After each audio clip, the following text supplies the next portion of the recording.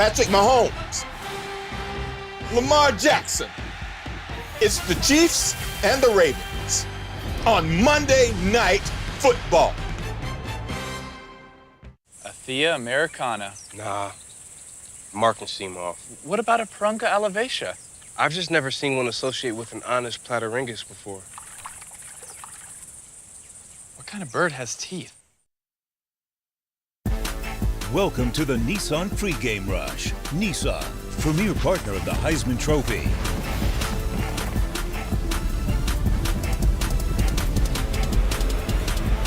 And welcome back. Chris Fowler, Kirk Herbstreit. Folks, with all the variables, buckle up. 2020 is going to be a wild ride of a college football season. Kansas State lost to Arkansas State. They went to Norman as 4-touchdown underdogs, and then Sooners were pouring it on until this block punt changed everything. Set up a touchdown run by Deuce Vaughn, and back come the Purple Cats. Then Blake Lynch bombs a 50-yard field goal. K-State would take the lead. Spencer Rattler had a monster game, but could he lead the Sooners back, Kirk? Well, that was what we wanted to see. Rattler in this kind of situation. Could he deliver? First time feeling the heat.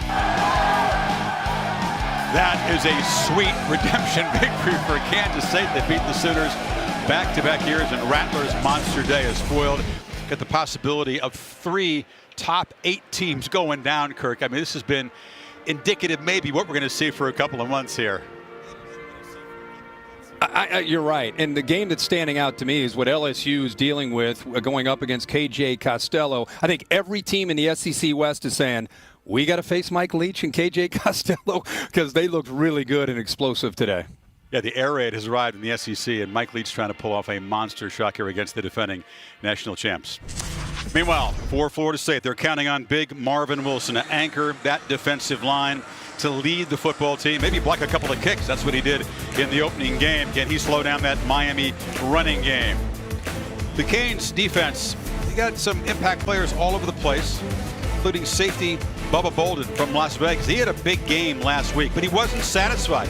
And he let the coaches know, and they love that fact. This Miami defense still feels they have a lot to prove off the win over Louisville in shootout fashion last week. This has been the Nissan Pregame Rush. Kickoff from Miami. The Seminoles and the Hurricanes are coming up. Now we'll look inside Nissan's Heisman house.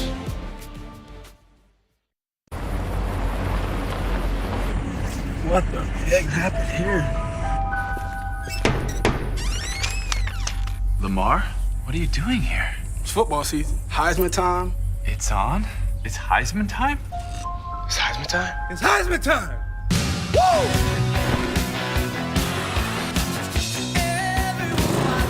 Corn chips, cheddar sour cream chips. Should probably get baked chips. I'll get you a new toothbrush. Jalapeno chips. Come on, man. I don't got all day. Ketchup chips. Dude, I don't care. I think it looks good.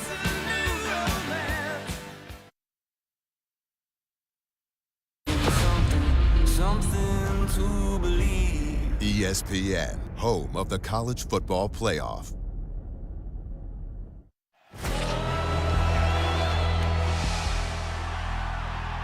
It has simmered for 69 years, reaching a boiling point, bubbling over with intensity and memories. Taylor, touchdown! Unlikely heroes. It's blocked! It's no good! Hall of Famers. Irvin's gone. And all-time moments. To the right! Unbridled joy. Devastating disappointment. Bobby Bowden wonders why Lord me. They share a state and a goal to beat each other in this classic rivalry. Miami, Florida State, the intensity of that game, no one needs more motivation. Across the history of college football has been some of the greatest contests that this game has seen. Renewed tonight in prime time. Florida State and Miami on Saturday Night Football. Now those moments and the memories. You're watching a presentation of the ACC on ESPN. The last 20 years, no series has featured more close games than this one. 16 of the 20 decided by one score or less. Great to have Molly McGrath analyzing this from field level. Hi, Molly. Hi, Chris. Yeah, Florida State is going to have to do it without one of the best offensive minds in college football, as their head coach, Mike Norvell, is home in isolation after testing positive for the coronavirus. But thanks to technology, players tell me that they noticed no difference in their preparation this week. Norvell was present in every single team meeting over Zoom, and he was an active participant in practice, watching from 6 different camera angles, even yelling at players over a loudspeaker. Now, his communication with the team ended the second that they left for the stadium, but this is a picture of his setup at home. There's nothing special here, no multi-TV communication center. It's literally just him on the couch with his notebook, watching the football game. And it's worth noting, Chris, that despite the fact that he is almost 500 miles away on the couch, this game is going to go on his coaching record. Yeah, we know that he considers this a sickening experience. We wish Mike Norvell well.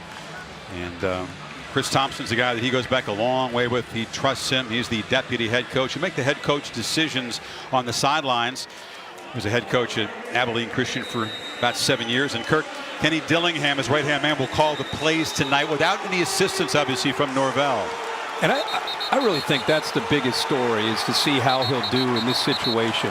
You know, one thing that Mike Norvell shared with us is that the players are so used to Coach Dillingham calling plays and scrimmages and practices. They're very confident that the offense won't miss a beat.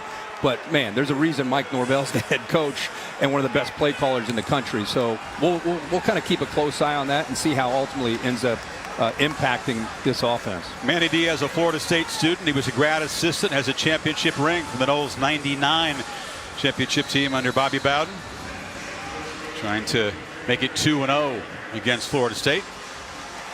Noles won the toss and deferred, so Miami will get the football first. And Parker Grotehouse, strong-legged kicker from Ohio, to boot it away. Cameron Harris and Mark Pope, and there's a whistle before the kickoff.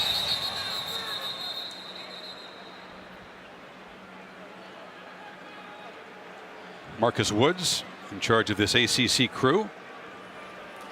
So the fellows got a little sprint. The warm-up was kind of messed up because of the lightning. They had to go back in the locker room, come out. So it was just a little chance to get the legs stretched out, Kirk, before we kick it off again. Exactly. If you needed just a little bit more stretch just to make sure you're ready to go, that'll help you out. We're going to get a look at this dynamic Miami offense and De'Aaron King very soon. He was featured as a runner more in the opening win over UAB. People were concerned about the passing game. He wanted to get much better in game 2, and he did in Louisville. Lit it up, spreading the ball around to a variety of targets, and the Canes ran the ball well that game too. Let's try this again. Grotehouse with Pope and Harris deep. And kickoff is driven to the end zone, and Pope's going to let it bounce. Let's look at the Chick-fil-A impact players when the Canes have the football. We're going to start with Cam Harris, who really gets this offense going. He's had a great start to this season. Brevin Jordan is a tight end. But in this offense with Rhett Lashley, they move him around. Expect to see him out in the slot. Florida State, we talked about Marvin Wilson, an All-American. He needs to be dominant. That defensive line needs to be dominant. And Asante Samuel, their best cover man. This secondary will be tested vertically, one-on-one. Can they hold up? And the best guy to do that is 26, Asante Samuel Jr. A couple of picks against the true freshman quarterback Jeff Sims in the Noles opening loss to Georgia Tech. They fake it to Harrison. King clips it in the flat. They get Brevin Jordan a touch right away, and the tight end gains about 4 yards. So De'Aaron King, monster career at Houston. Kirk redshirted last year, picked Miami to run this offense that Rhett Lashley operates. And good look at game 3 of the King era. This is Harris on the pitch, and he somersaults about 2 yards short of the marker, brought down by Travis Jay. And get ready for this theme from Miami. They feel that tempo is always a big part of this offensive structure, but especially in this game against Florida State. This is not your traditional Florida State defense when you look at them on tape. They're big, but they're not as quick and as nimble and fast as they've been in years past. And because of that, Miami wants to wear down that size and then really attack them in the second half. An early 3rd and 3. Harris picks his way off the right side and bulldozes for a first down.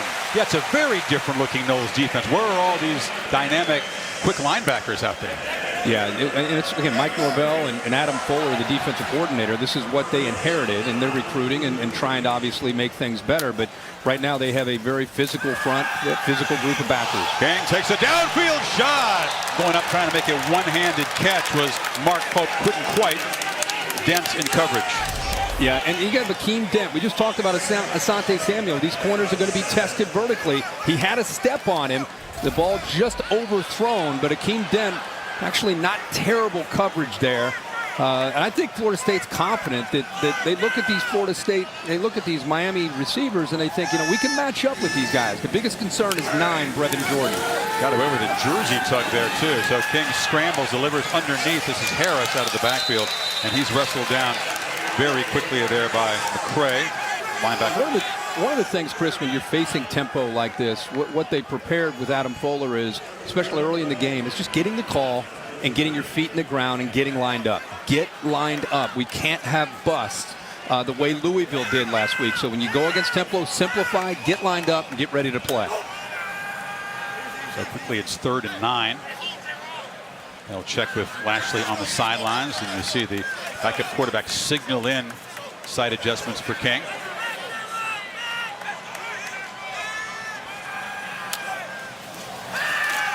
And he blitz, and they pick it up, and it's a completion for a 1st down. So that's the experience of the quarterback. Pope on the catch, but he saw the heat coming, Kurt. Yeah, and by going tempo and then going kind of a delayed tempo, they were able to see that blitz and give him an adjustment in protection, just enough time to be able to have him to be able to get that ball out. Now firing downfield again, and he overshot Jordan, who was running free. Wow. Just, it's not like the Eric King to miss this. Look at that. They go 3 receivers into the boundary. Creates, again, some confusion like we saw last week. That's a very unusual, unorthodox formation by Rhett Lashley to be on the right hash and go 3 receivers into that short side. Miscommunication in coverage early here for Florida State, and they caught a break by King not hitting Jordan for that touchdown. And Louisville was fooled last week in a similar formation. Not fooled at all on the screen. Flying up there is Amari Gaynor, one of the top tacklers on this defense a year ago, knocking Harris down for a loss. I think Amari Gaynor is the best player on the defense. He's a sophomore, but he's playing faster than anybody that at least I've seen in the Georgia Tech game. He just looks like 6'3", 227 pounds, looks comfortable and confident in this new scheme. They put him kind of as that hybrid over the slot. They blitz him. He can play in coverage. Keep a close eye on 33 and White tonight. Canes have had success on 3rd and long this year. A couple of big conversions against Louisville. Had one moments ago. Now they need 12. Bulls bringing pressure. King on the run. Flips it short. Catch made by Jalen Knight. And the guy who was committed to Florida State but flipped to Miami, the top career rusher in Broward County, is ushered out by Renardo Green. And it's 4th down. Offense on the field here. They need about 3. It's a good job by this Florida State defense getting them into a long yardage situation. Miami anticipating pressure, rolled him away, and then setting up that screen. But they're going to go for it here.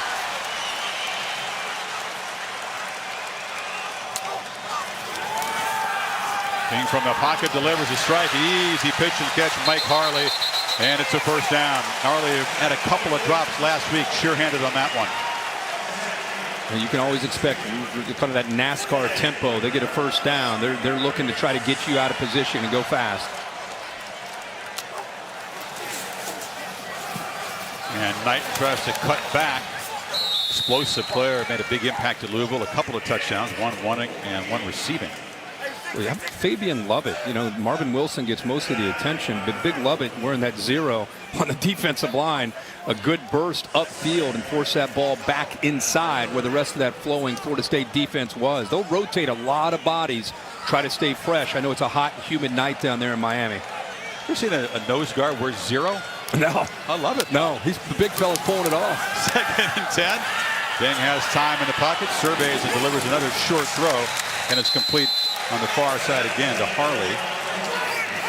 You got to get to another 3rd down. I mean, Florida State's doing their job. They're getting them to 3rd down. It's just a matter of winning one of these 3rd downs and getting them off the field. Exactly. Priority 1, eliminate Miami's explosive plays. They've done that so far, but King has been very sharp converting on 3rd down so far. And when they didn't convert, they made it on 4th down. They need 5. Jordan, the tight end, is in the slot to the left. Harris back in the game as the back. And King down the middle, punt, touchdown, Jordan. That man again strikes, and Miami quickly jumps on top of the Seminoles. Boy, Rhett Lashley and D'Eriq King attacking a lot on the perimeter. Most of the throws outside. So watch his head. He looks outside, opens up the middle, and makes a perfect throw. This time, he's in sync with Brevin Jordan. They love to put him in that slot. Linebackers come up. There's not a safety there in coverage, and Jordan will make you pay. They almost hit him earlier. This time, King and Jordan in sync for the touchdown. 7 catches for 120 yards and a 47-yard touchdown against Louisville last week. How in the world do you lose track of him twice on that drive? Brevin Jordan's going to have a big night unless the Seminoles pay attention. Miami, 13 plays, 75 yards, more than 5 minutes, and the Seminoles will have to answer on the road, down 7-0.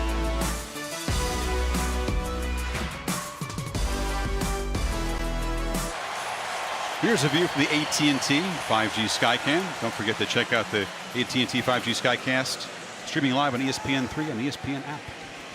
Impressive drive for D'Eriq King and the Miami offense. That makes it 6 consecutive drives going back to the Louisville game when they've scored. If you exclude the kneel down at the end of the game, this is an offense on a roll right now. Jose Borregales, and you have to roll the R to do it right, and he deserves to have his name said right up. Heroics in his first game as a Hurricane. The grad transfer from FIU booted 4 field goals, including a school record 57-yarder, and a whole bunch of kickoffs were touchbacks. All right, the Chick-fil-A impact players when the Seminoles have the football, Kirk. Well, we think the offensive line could come into play in this. First of all, we're going to look at Tamarian Terry. He's going to battle through some injuries tonight. Hopefully he'll be able to go 5. He's their go-to guy. On the right side, Love Taylor's going to have his hands full. They're going to have to chip and help him because Jalen Phillips, 15, one of the best pass rushers in my opinion in the country, most complete defensive ends, and Bubba Bolden, Chris, who you talked about. He's capable of playing better, but I thought he played well last week, and kind of the enforcer back there and the communicator does a good job making sure everybody's lined up. 21 in green. Tailback is Jashawn Corbin, the transfer from Jimbo Fisher's Texas A&M program. And it's a jet sweep motion. And coming across is Jordan Travis, the quarterback who's going to be used all over the field. They need a spark in this offense, and they think that Travis can provide it in different ways. See, looks like Florida State will also be going with some tempo. They need to give these defensive ends and this defense some different looks to try to slow them down. Blackman zips it far side. Catch made by Pokey Wilson. He's stopped a couple yards short of the marker by Bubba Bolden. 3rd and 2 coming up. You see that effort there by Cameron McDonald, 87, the tight end out in front there, really going through and trying to open up that hole, and wasn't quite able to break him loose, but love the energy here early in this game from that young tight end. Don't see Terry in the game at the moment. As you said, Kirk, they're hopeful to have him. He was out there warming up, but not in here on this 3rd down and 2. Travis in the backfield as well, and it's a shovel pass to the quarterback who shows some strength. They use the wrinkle, and they get the first down before Jalen Phillips stopped him. When you look at this entire offense, Jordan Travis is a backup quarterback. He's one of the most dynamic players with the ball in his hands, and they will get him on the field, not just as a quarterback with his own wrinkle and own kind of package, but also, as you saw there, as a running back, just to get the football into 13's hands. Redshirt sophomore out in West Palm, so he's played in 3 different seasons. And bursting around the left end is Pokey Wilson again, so they've run that a couple times to different directions. Yeah. And Mike Norvell, he's very well known in the coaching fraternity is putting his script together and going with tempo because they're really prepared and dialed in. There's a good look at Terry on there on the sideline. But right now, Miami's just kind of weathering the storm against this scripted look from Florida State's offense. Blackman from the pocket, short pass, caught. Corbin out of the backfield. They love to use their backs as receivers. They sure do. And right now, I love that they're the aggressor. Miami You look at the line of scrimmage, and maybe it favors. They're good to see Terry out on the field. It favors Miami, but they're attacking. They're doing much like Lashley, giving a lot of different looks, forcing Miami to just kind of have to communicate, see how they adjust to the different formations, which will allow them to attack different later. Pitch off to the left, and lowering the shoulder is Corbin. Sophomore, comes from Florida by way of College Station. Carter, the big hitter in that secondary on the tackle. How about James Blackman? In his fourth year at Florida State, fourth offensive coordinator. So he's really had to adjust, but I think he feels at peace with this offense of Mike Norvell's. He looks very comfortable. Play action, Blackman rolls out, directing traffic. Now he'll take off and dive down at the 30. Molly? Yeah, Mike Norvell told me Tamari and Terry may see some limited snaps in this game if he's not feeling 100% after sustaining an injury in that first game against Georgia Tech. And during pregame warmups, he was moving a little gingerly, especially when he's walking, and he never went at 100%. So it's something to keep an eye on. Only guy I saw warming up at a mask as well. He's to the far left on 2nd and 6. Play action, Blackman hit as he throws and has to throw it away, and that time the pass rush makes an impact there. Keontre Smith in the striker position got close. Yeah, and he's a backup to Frierson, but they want to get him on the field more and more. You see him kind of delay, and then he comes as the back picks up the blitzer. He's freed up to be able to come free as that striker backer, but they want to continue to get him more and more reps at that striker linebacker position, but just because of the upside and the potential because of that athletic ability and speed. Blackman off, Travis lined up at quarterback here. How about this formation? Lawrence Tofili, the talented true freshman's in the slot. He needs 6 on 3rd down. Travis looking to run, picks his way patiently and bangs forward for another 1st down. So he's converted twice with his legs. Yeah, they put that formation in to get Miami to think, hey, they're going to go to the field. They've got 4 receivers out here all along just trying to move defenders out there, open up an opportunity to find a crease for Travis to pick up that 1st down. Well-designed play. Now he slings it in the far side, and the catch is made by Tofili, a very dynamic young guy from St. Petersburg. Only got a couple touches the first game, much bigger role tonight. Man, if you're a Florida State fan, you've got to love to see this offense. They didn't look anything like this the entire game against Georgia Tech, but they are attacking in a variety of ways right now in this opening drive. We see Roche, Miami's defensive end, was sprinting hard to get off the field as the Canes are coping with this fast-paced tempo. The creativity. They'll spend a timeout.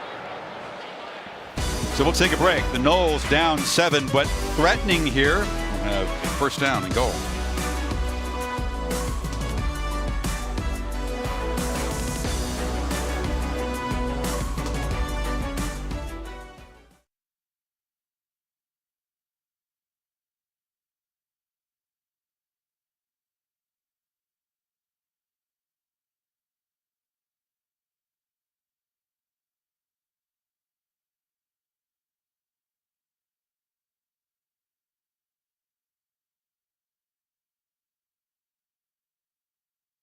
Saturday Night Football on ABC is presented by Capital One.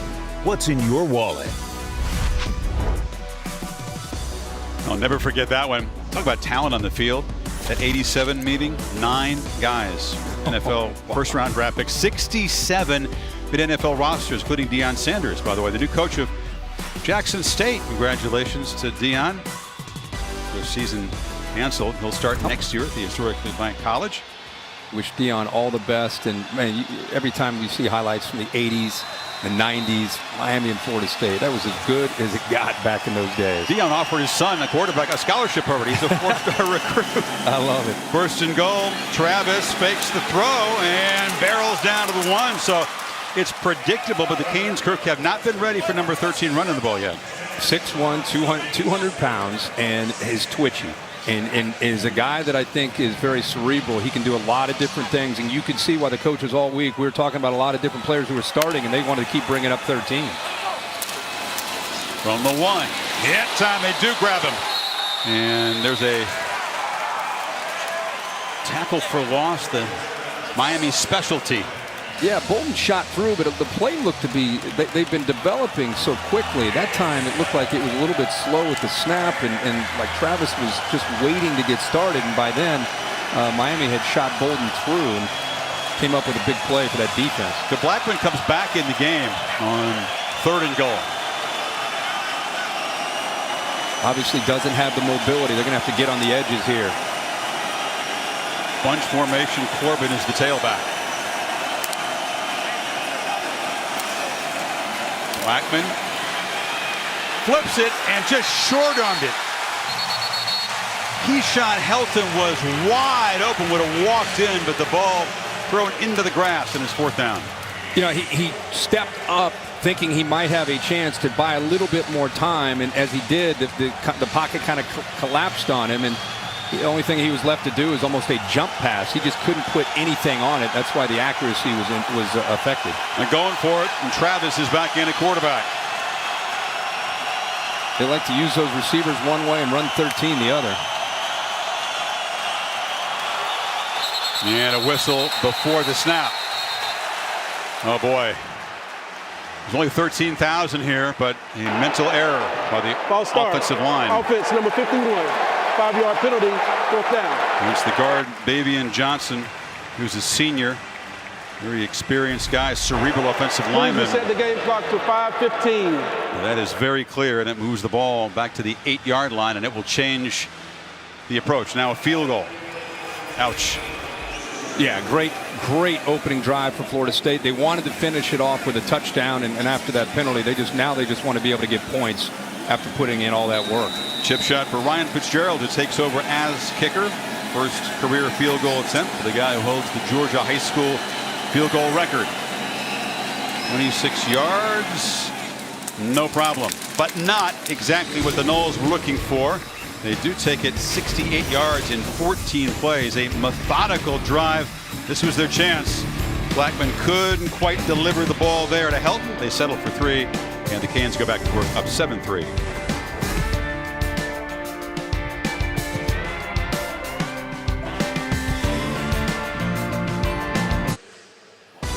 Looking forward next Saturday night to being between the hedges down there in Athens. ESPN College Football Primetime in the SEC, Auburn and Georgia. With the 125th meeting, Auburn tough win over Kentucky today. Georgia came back against Arkansas with 32 unanswered in the second half. Well, the crowd is smaller, but the star power undiminished here at Hurricanes games. Ray Lewis and Alex Rodriguez. Ray, a minute ago, he was talking A-Rod's ear off. Two legends. Ray likes the way that the Miami defense got a stop. Florida State kicking it away now, and King and company will go back to work. From the goal line, Pope has a little crease, accelerates, a flag flies, 2 of them, as he's tackled at the 34. See so few kickoff returns these days. And penalties are one reason why it's probably a good idea to leave it in the end zone. Get an update momentarily from Kevin Nagani in the studio. It's been a wild late afternoon in college football. A lot to talk about. Doing a return, holding, receiving team, number 21. 10-yard penalty, 1st down. And it's Bubba Bolden on the hold, and to Kevin.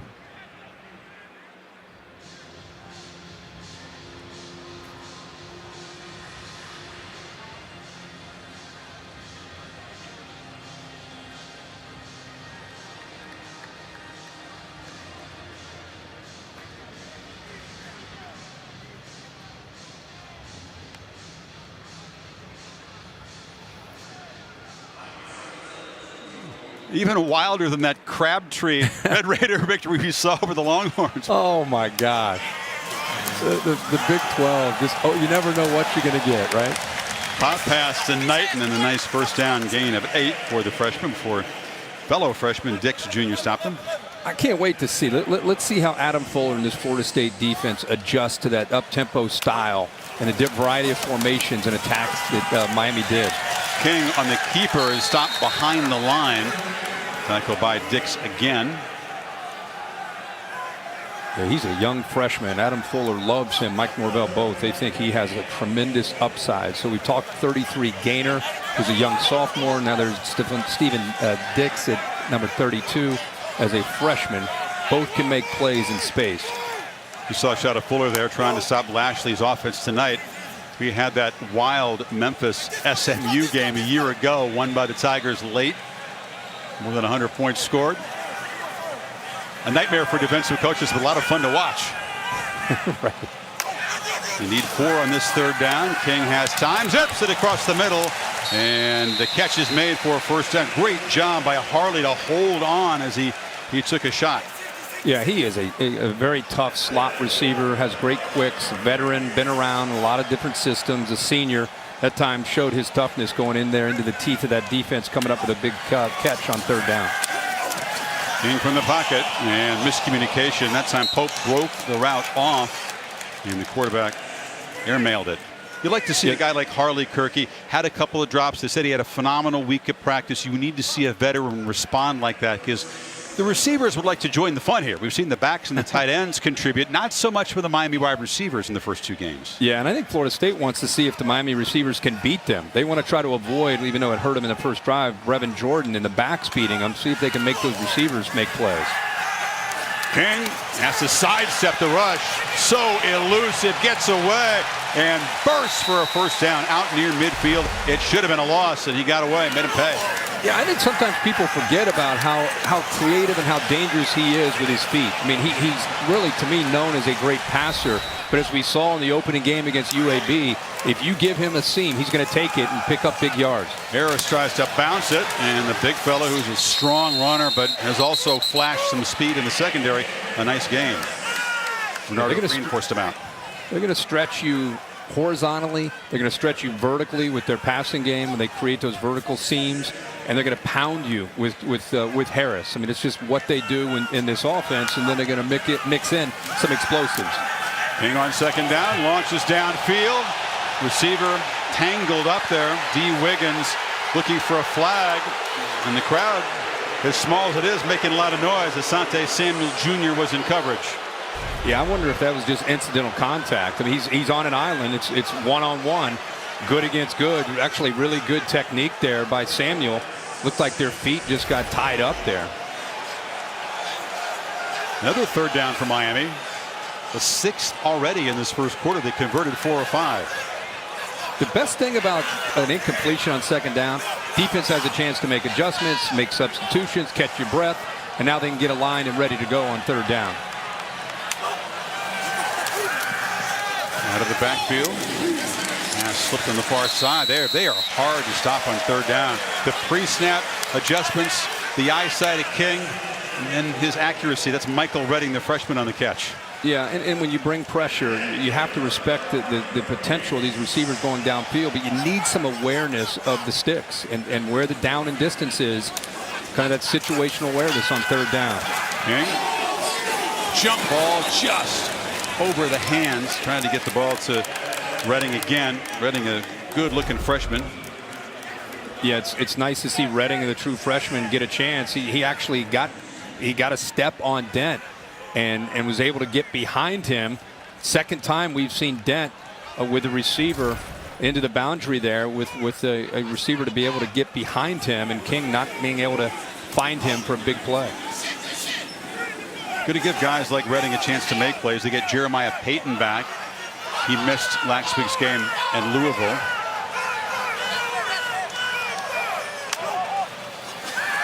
Second and 10. And delivered over the middle. And that's the other tight end, Will Mallory. Flag comes in on the tackle. He was hit hard and is still down.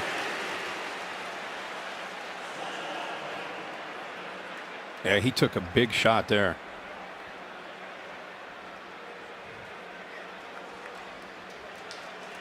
His helmet yanked up. Personal foul, face mask, defense number 6, 15-yard penalty, first down. Jaden Lars would be the Bucs safety guilty of the 15-yarder. Yeah, one of the reasons you can move Brevin Jordan out, that clearly he grabs it, a good call there. You see Gaynor coming in there. That's where you saw the big hit. But with Jordan stretched or flexed out a lot, it's because of the way Will Mallory has been coming on and continuing to make plays for them. He's more your traditional tight end at 6'5", 245 pounds. A real threat in line in this offense. Canes in the red zone, Kirk. 8 different Hurricanes have caught passes in the first quarter. 8. Very similar to what we saw last week. Number 1 can spread it around. He's still got the football. Looking to run, extend the play, flips it high, and incomplete. Harley was making a huge effort to reach up and get the ball. Travis Jay gave him a shot. Yeah, it was a great fake. I think part of most of that defense thought that they were running the football there. Big time hit there to dislodge that football. Well done there to be able to get him off the ball, Travis Jay. But Chris, I'm going to talk real quick about the offensive line. There's so much that happens and it's so fast. We talk about King and the skill. This offensive line gave up 51 sacks last year. Now, they were very young. They've got a new system. They've got more maturity to them. But think about 51 sacks last year. These guys, some guys that moved around. There's some new faces. Jared Williams came over as a transfer from Houston. But right now they're doing a very, very good job. And the system getting the ball out faster is also helping them. Kind of a delayed call. They got Clark, the left guard, as an ineligible man downfield. So the 5-yard penalty makes it 1st and 15. They're responsible for no sacks and only a handful of pressures, this offensive line. That's remarkable after the nightmare of last year and really in recent years. Yeah.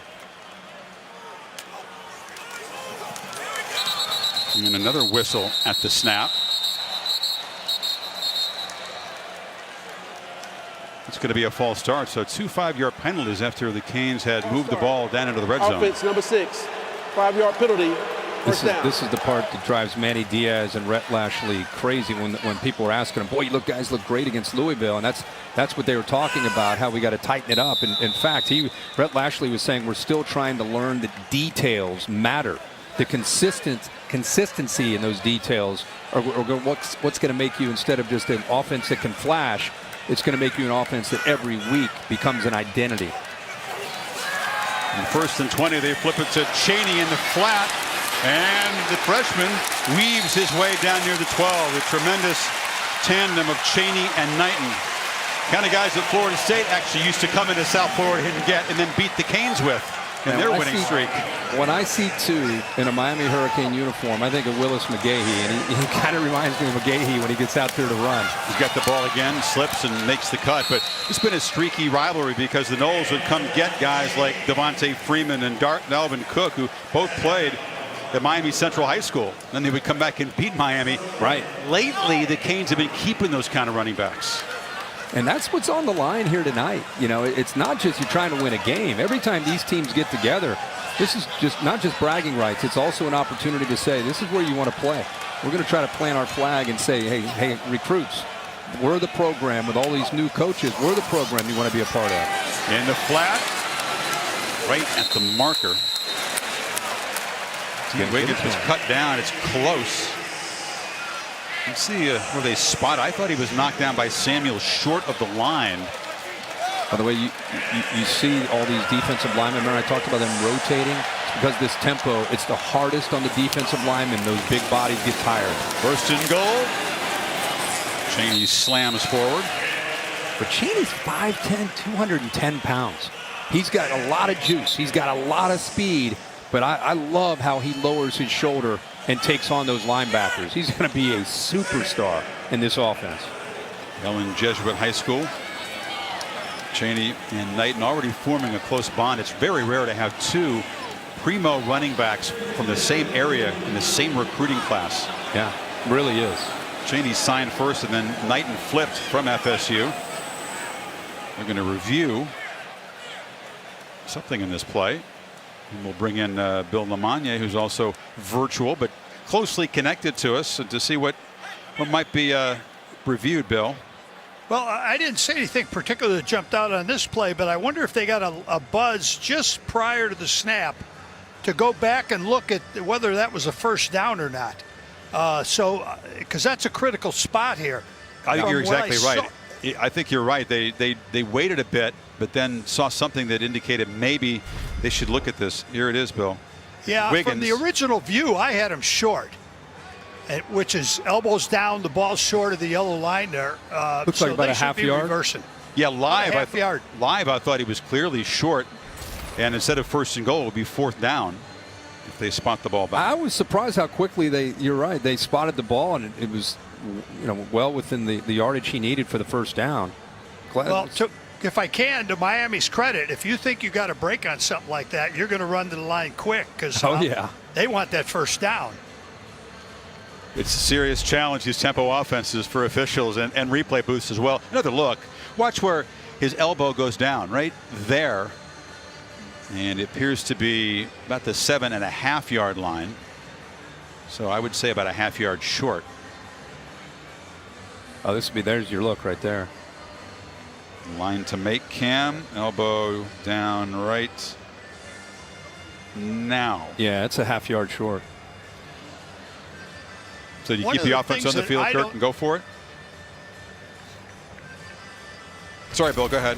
I was going to say, one of the things I don't see happen as much these days is if we felt the play was hot on the field, and this one was hot, is it a 1st down or not? It's close, critical time. We'd be very deliberate trying to give replay a chance to take that look, and we're not going to let that team just run to the line and snap the ball. So I'd like to see the officials slow it down a little bit when they recognize the play is hot. Good point. If they do space the ball back, Kirk, in a 4th down play, got to go. Easy right? decision here? Yeah, I think so. I mean, just because of the way this game has gone, the way this offense has been, and just their 2 drives, they've been the aggressor. It'd be shocking to be the aggressor and having things going pretty positively for you, and then be short a half yard and say, okay, let's bring the field goal unit out. I just think the flow of this game and the vibe of this game, and the kind of the identity that they're trying to create here is kind of an aggressive culture, and I think they'll go for it. Lashley known for hyperspeed offenses, and the Canes about to run their 27th play in the 1st quarter. Prior to the previous play, we were contacted by replay. The runner was short of the line of the game. It will be 4th down at the 7.5 yard line. Please set the game clock to 52 seconds. 52 seconds. Marcus, we could have told you that about 5 minutes ago. Right? In fact, not only do you go for it, but you keep that tempo mentality, get up to the line of scrimmage and go fast. Even if they have a quick huddle here, I think you try to continue to give them a different look.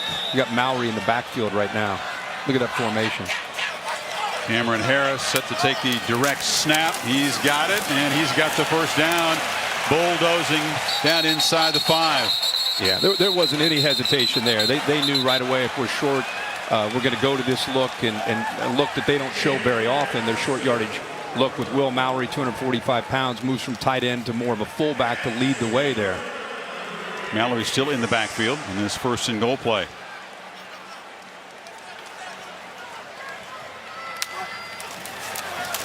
Harris dives, touchdown Miami. 2 possessions and 2 scores for the Canes. How good of a start of the season is 23 off to for this offense? I mean, he was instrumental last week. We saw him play that's a touchdown. We saw him play well in their opener, and now he gets another touchdown tonight. So he is a physical back, but he's worked so hard to improve, become an all-round back. He's worked hard in that weight room. There's a progressive pylon cam that shows you it's a touchdown. But Cam Harris punches it in for the Canes. Good look from the progressive pylon cam. 15-play, 79-yard drive. Not only does Miami build the lead, Kirk, they are tenderizing this Seminole defense, who've been on the field 28 plays in the 1st quarter already. Exactly what they don't want to do, and it's exactly what Miami wants to do. Not just put up points, but I talked about in the open, the tempo, a big part of how they're going to attack this defense and wear them down. And they wear them down in this offense to really, it's like body blows, and then they get you into the 3rd and the 4th quarter, and that's where the big plays come because you're mentally fatigued, you're physically worn down, and that's where this offense can really hurt you. Harris has made it a tradition to turn down the touchdown rings, the fancy rings with all those jewels that say the crib. He turned them down, so they give them the offensive line last week. They didn't want him either. Nobody on that offense wants to take credit for what has been a tremendous role. I mean, you can laugh about that, but I think it's representative of the mindset of this team. It's more of a, at least in these guys' case, it's more of like a business trip. Like we're just getting started. We're in the first quarter, but I think that's a different mentality than's been around the Miami teams in the past, and I think it just shows you their dedication to the job of what they have to do tonight. Borregales to kick it away. 148 yards of offense for Miami in the two methodical marches, and this line drive way out of the end zone. Well, the touchdown chain has been famous here for the last 4 years. The offense getting to join things with the touchdown rings. A.J. Machado is the jeweler down here in Miami, and he's created these rings. I could go to Tuscaloosa, I could go to Gainesville, I could go to Tallahassee and make those schools great, but why not make the crib great? As Nestor J. Silvera, and the crib is then adopted as the jewels for the offense. But again, you got a bunch of unselfish guys who don't want to dominate. The defensive guys say, "Give me the chain when I make a takeaway. Yeah. Give me the chain." Right. 305 was last year's turnover chain, which made 3 appearances a week ago in Louisville. And another pre-snap whistle. Delay a game. Delay a game. Offense. 5-yard penalty. First down. Boy, that will drive you crazy to start a drive. And remember, they script their first drive. They had their opening drive in their game against Georgia Tech, and they looked very, very good in their opening drive. Now it's about trying to make adjustments for the Miami defense, and it puts a lot of pressure now on Kenny Dillingham to call the plays. Tough way to start the drive. Hot pass, and he was swarmed. Jalen Phillips just invaded the backfield to knock Scary Terry down. Well, they're trying to come up with ways to make Jalen Phillips have to think. They did a good job of that in the first drive. This time, Phillips anticipating it, saw him coming in motion, and I think he realized there's a chance he's going to have the football and makes the play right there. He's a special talent, 15 in green. End of first quarter here in Miami. A couple of long marches by the Hurricanes. They lead it 14-3. Back after this message and a word from your local ABC station. The super big Samsung QLED TV is made for football.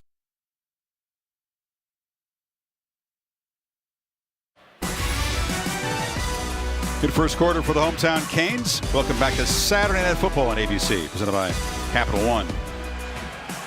Jordan Travis at quarterback. 2nd and 19 to start the second quarter, and the jet sweep as Corbin is wrestled down very quickly and making an impact as run stoppers of these defensive ends. That was Roche. Yeah, Roche getting upfield in a hurry, just goes right by Darius Washington. Remember, I said the opening drive is scripted. They were aggressive. They were attacking. They were one step ahead of Miami. In this second series, it's a different feel with Miami now making adjustments and having a little bit more awareness to what's coming. There's a whistle way before the snap here. Another flag.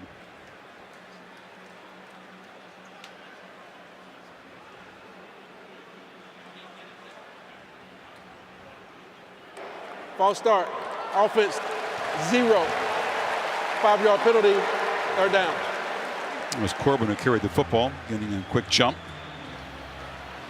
This is exactly what the Noles did not need as a team, is the offense to go backwards here, and a potential quick 3-and-out put that defense back on the field. And now you're just looking at a screen or a draw. You just don't want to make a critical mistake. If I were up there with you, Chris, I'd be circling 15 in green on the far left there of the defense. Well, the telly's a long way from me. I think you made your point. Yeah, I ID'd him, and he crashes down. They get a quick burst up the middle, and Corbin does a nice job weaving through heavy traffic. Had too far to go on 3rd and 29. Yeah. Like I said, 3rd and 29, you just screen or a draw, something simple, deep in your own territory, pick up some yards, and try to flip the field the best you can. Alex Mastromano is one of the 2 Aussies punting in this game. Mastromano fired up for Miami. Yeah, they both trained together. That's the first thing you look at every week. Do they have an Aussie punter? They're both from the Melbourne area. They trained at Pro Kick Australia. I got the lowdown. We get into the punting duel. It's all you. Yeah. It's all you. You and Pat McAfee. You got all the punting. Mark Pope standing at his 27. And the Aussie doesn't roll out. He kicks what they call a spiral. And there was some contact made as Pope went up to make the fair catch. No flag, but Miami set up at the 43-yard line. Set at a 14-3 lead. It's a carryover, Kirk. This Miami offense is just on a roll right now. Yeah, a couple drives, and it's just been the fact that they're using so many different formations, so many different personnel groups. It's confusing Miami, and then it's the tempo, right? Now your eye's in the wrong spot. That's all it takes, and Derek King makes you pay for it. So couple drives, couple touchdowns. Right now the Florida State defense reeling. And that's incomplete. A flag as Harley was grabbed on the slant. He's one of 9 different receivers to catch passes already tonight. Pass-heavy scheme. Pass interference. Defense number 14. Yeah. The ball be placed at the spot of the foul. Automatic. First down. You got a linebacker, McCray, trying to stay with a receiver. You could see he got inside of him, and he just grabbed onto the back of that jersey, tried to pull him in.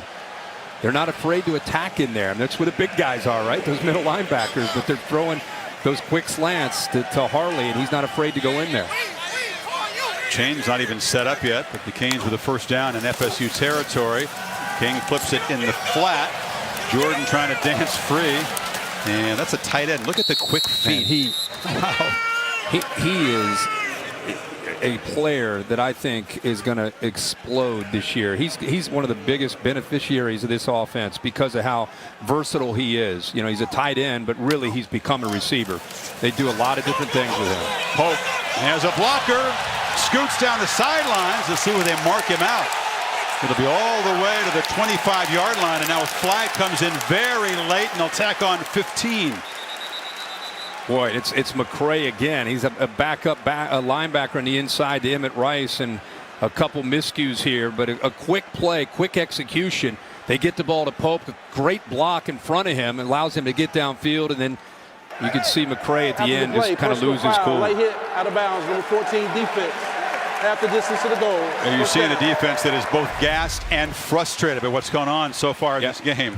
Chris, you see how quick the ball got snapped. Florida State was turning around. Defensive lineman turning around, getting the call, and they weren't even ready for the snap. And then there you can see he holds him up, and then he just decides to. That's the frustration you're talking about there. And right, just like that, by the way, they're at the 12-yard line. First 2 drives long and methodical. FSU making this one very easy for Miami. Harris has got it, and he will score untouched, and the Canes are rolling. Touchdowns in their first 3 possessions. Boy, they have looked great, and again, doing it different ways. This time you got the 5 linemen, great double team there on the left side. Clark does a good job collapsing on the big defensive lineman and gets up to the backer. Opens that up, and there's nobody left there to slow down Harris as he takes another one into the end zone. Scores from 12 yards out and moved it 57 yards in 3 plays in less than a minute with the help of those penalties on Florida State. And Miami in total control early second quarter. 21-3, 2 touchdowns for the junior tailback.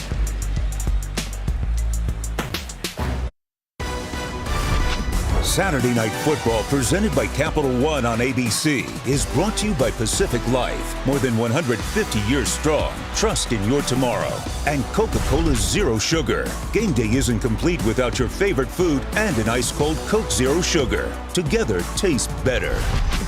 That's a big Knowles comeback 6 years ago. They were 16 zip down, won it 30-26. But they don't have Jameis Winston, Dalvin Cook on the team tonight. And Miami has Cam Harris, who's found the end zone a couple of times. Chris, this Miami offense, it's reminding me of one of those college offenses that if you get behind them, you're not going to catch up to them.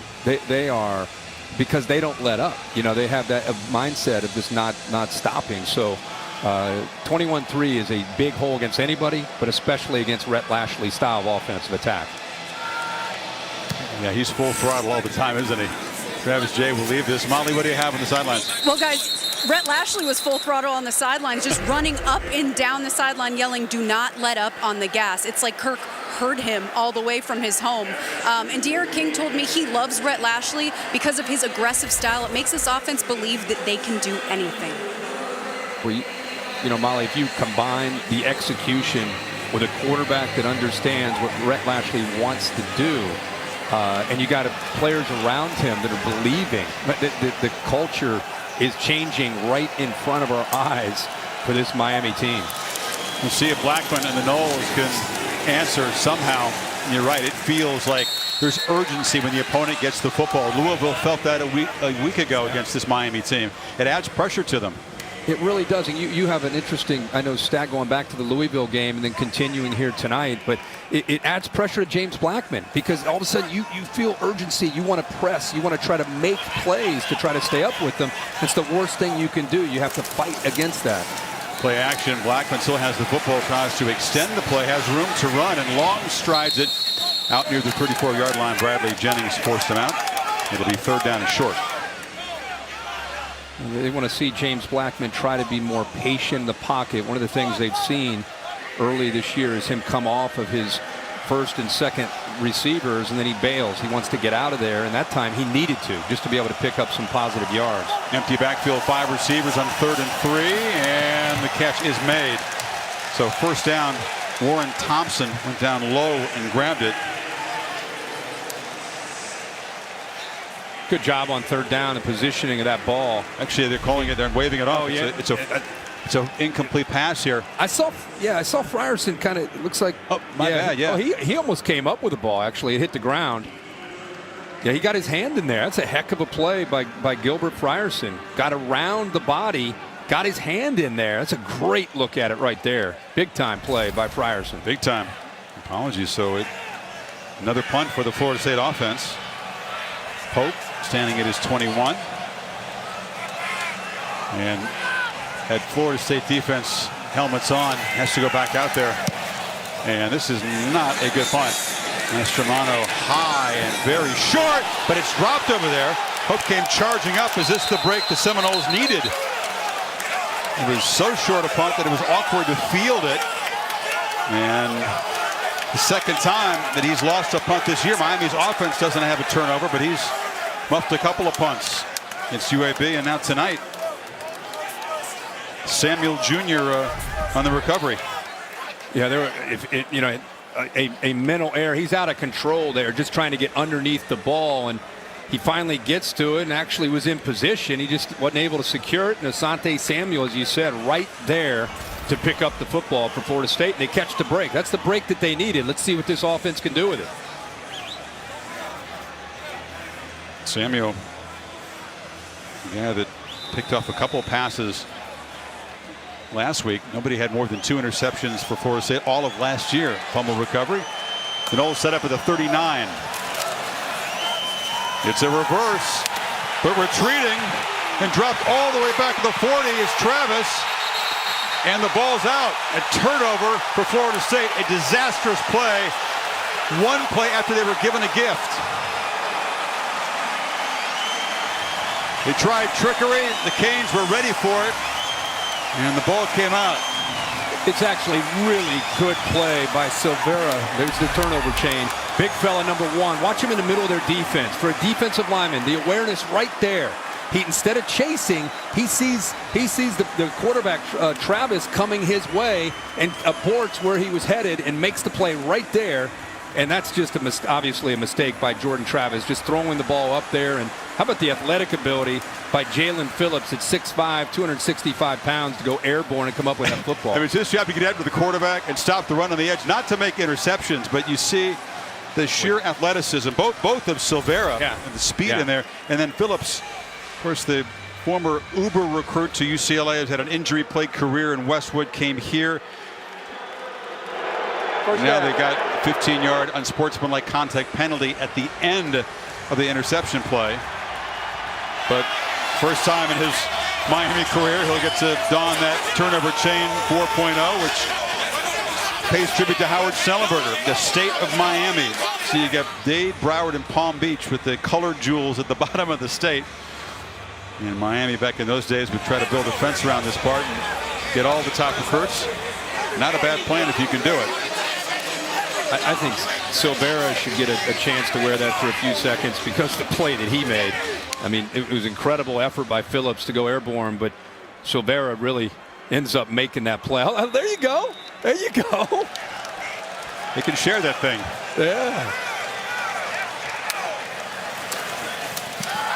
King fires. Jordan again can't slip a tackle this time. Dropped after a 4-yard loss. You know, the protocol with that chain, you're supposed to put the mask on, get to wear the chain, then they have to disinfect it. And it's all 2020 stuff. The Canes decided to spread it around. Man, this is a story. I mean, this is not just a story tonight. Keep in mind, I'm not trying to get too excited and ahead of myself, but Miami has a bye week next week, and they travel to Death Valley to take on Clemson. And a lot of people are watching this Miami team right now with their eyebrows up saying, these guys look different, they look good. Knight and Powers for a first down. You think this is the kind of thing that Dabo Swinney's staff will take close note of with that game looming? The whole country's watching Miami. Miami's one of those brands that when they look good, people take notice. And it's you know, last week, you know, people were saying, well, it's Louisville and they're playing Florida State here tonight. And it's just, I don't even care who they're playing. It's the execution, the consistency, the energy. This is a team right now. King rolls out, looks downfield, caught, touchdown, D. Wiggins, and Miami is pouring it on.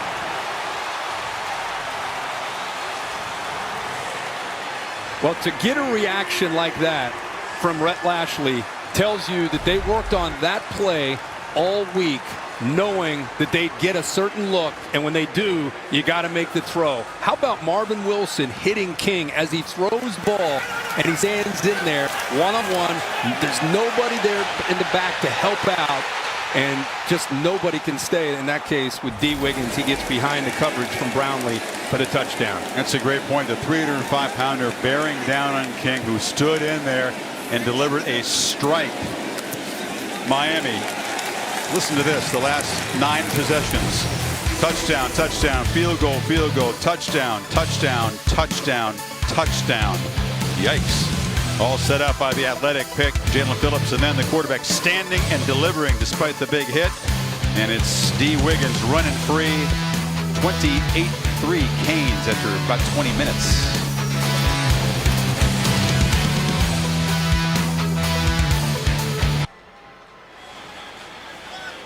Miami with the crib rings.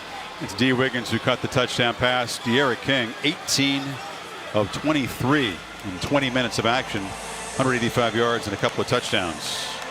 Miami still perfect, 4 touchdowns on their 4 possessions.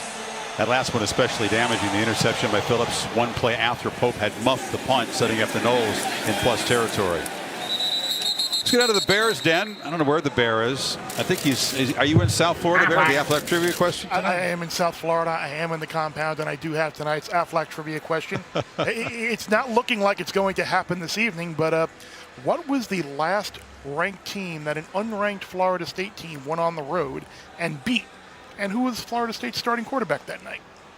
Did they get you a set of the rings, by the way? No. That is the actual ring and the chain from. I'm going to take all credit for this performance so far. That's the real thing? It's the real thing. I was too distracted, Kirk, to even pay attention to the question. I know. I didn't even hear the question. I was just checking out the bear, the mask, and the rings. I didn't even hear anything else. Something about unranked Florida State upset. Yeah. I'm just thinking about Bear being a former Hurricane himself, how giddy he must be with the potential of this team and the energy of this team. This is, like I've said last week, a very, very different feel to this Miami Hurricane team. Dante Lucas on the offensive line of the Noles had a helmet ripped off. There's a penalty on the field here. After the play, unsportsmanlike conduct, defense number 15, his first 15-yard penalty, automatic, first down. And as Jalen Phillips, the stud defensive end, who just made that interception. But those kind of mental mistakes, the undisciplined plays, definitely not going to please Diaz. I believe he kicked the helmet after it was on the ground, and he'll have a chat with Manny about that. That's great, because Manny's trying to teach them, like we keep talking about culture, up 28-3. It's not just about the rings and having fun on the sidelines. It's about not losing your focus and playing in the game like it's 3-0 or 0-0. And that, Phillips needs to buy into that. He's a leader in this team. Players are going to follow his lead and how he acts. And with up a 28-3 lead, offense is keeping their foot on the accelerator. Defense needs to keep playing with the same focus they started this game with. The whole team is going to run at practice for that penalty. That's the way Manny does it. Bradley Jennings on the tackle of Corbin. He's down on himself. Yeah. Momentary loss of focus there, boys, but he's going to be back out there. He's already made an impact in this game. And the reason he makes everybody run, of course, is for accountability, right? I mean, instead of just making that one player, guys that didn't do anything are out there running, looking at 15, saying, hey, man, what's up? We're running because of you? I mean, I think it's smart. Torian Terry is in the game, split wide to the left. Still looking to make an impact play as a receiver, as Blackman is chased and has to just throw it away. So many times this quarterback's been pressured. 24 pressures by Georgia Tech in the opener. That is a ton, and they're piling up tonight, Kirk. Yeah, and that was the concern coming into this game against this defensive front. They don't even have to blitz against Florida State's offensive line, and they can get home. Keep going back to this. Mike Norvell put together his script and his opening drive package, right? And that was the drive where they almost were able to put up a touchdown. They had to settle for a field goal. It was like a 13 or 14 play drive. Since that drive and that scripted drive, now they've had to adjust to what Miami's doing defensively, and obviously they've not had much success at all. Kenny Dillingham calling the play on third down, and they didn't get the backside pressure. Zach McLeod, the blitzing linebacker, got Blackman. Yeah, just nobody picks the blitzing linebacker. You see him on the edge there. They brought 3 to that side, and the tackle that time, Washington, stayed to the inside. He did not feel that he needed to go out and pick that blitz up, and McLeod with that speed, nobody picks him up. An easy sack for 53. Huge game against Louisville. A sack, a forced fumble, recovered a fumble, 9 tackles. One of the leaders and the community leaders. Just kind of a model Kane off the field. Makes the big play to end another drive. Hope this time fields it cleanly, but nowhere to run. Stopped short of the 30-yard line. 8:26 before halftime as we check in with Kevin Nagandi.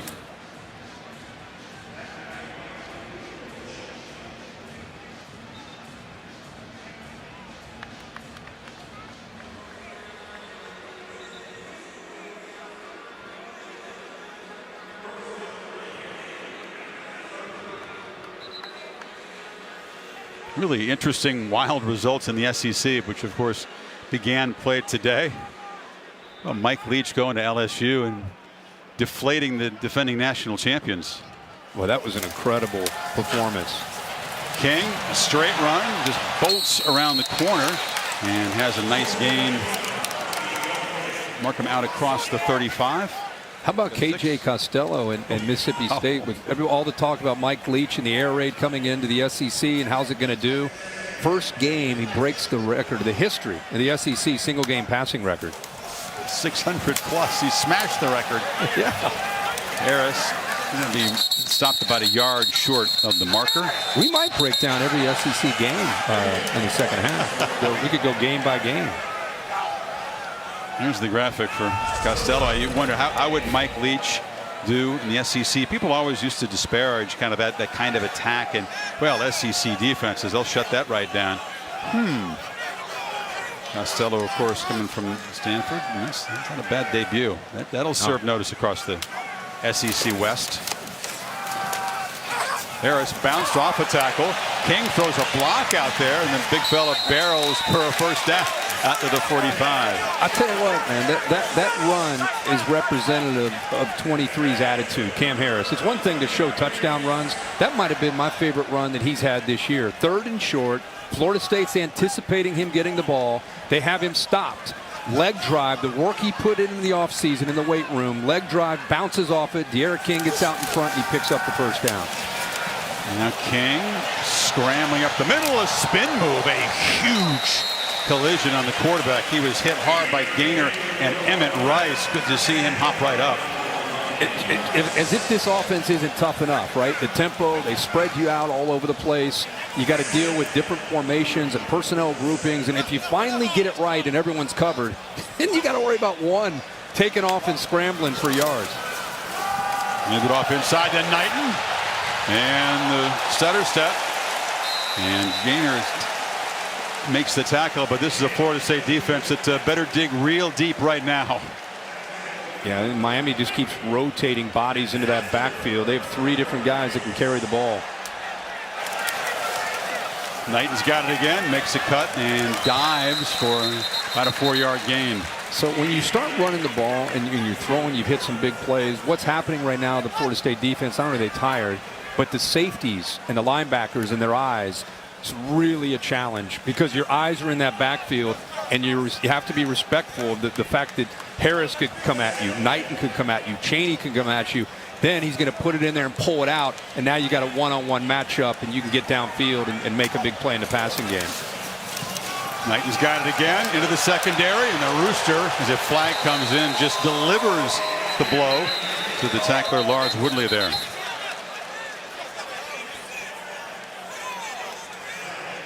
Well, he wasn't afraid to lower his shoulder, was he? Holding, offense, number 51. 10-yard penalty, second down. It's the guard, DJ Scaife. No, he was not. That's a speedy back, a flashy guy, but also showing the toughness as Lars Woodley, I think, did well to get up after that blow was delivered. Almost feels like Miami, the only way they may get slowed down tonight is if they self-destruct and have penalties and their own miscues. Second and 16 after the hold. King continues to be extremely efficient. It's Knighton in motion. They fake it to him, and now they flip it high to Jordan. Knowles were all over the tight end that time. A short gain. It'll be 3rd and long. Moving Jordan around again tonight. That's kind of his role, his new role in this offense, known again as coming out of Las Vegas. Bishop Gorman is a traditional tight end, but he is flourishing in this system. You see him flexed out there as a receiver in the slot, off to the left. Knowles trying to get this Miami offense off the field on 3rd and 10. Maybe we'll get to see our guy Borregales, Kirk, try a long field goal. Unless they convert. They've been converting all night. Play clock at 5, and another whistle before the snap. Timeout was called by Florida State. So they spend one on defense. Not liking what they saw from Miami's offense right there.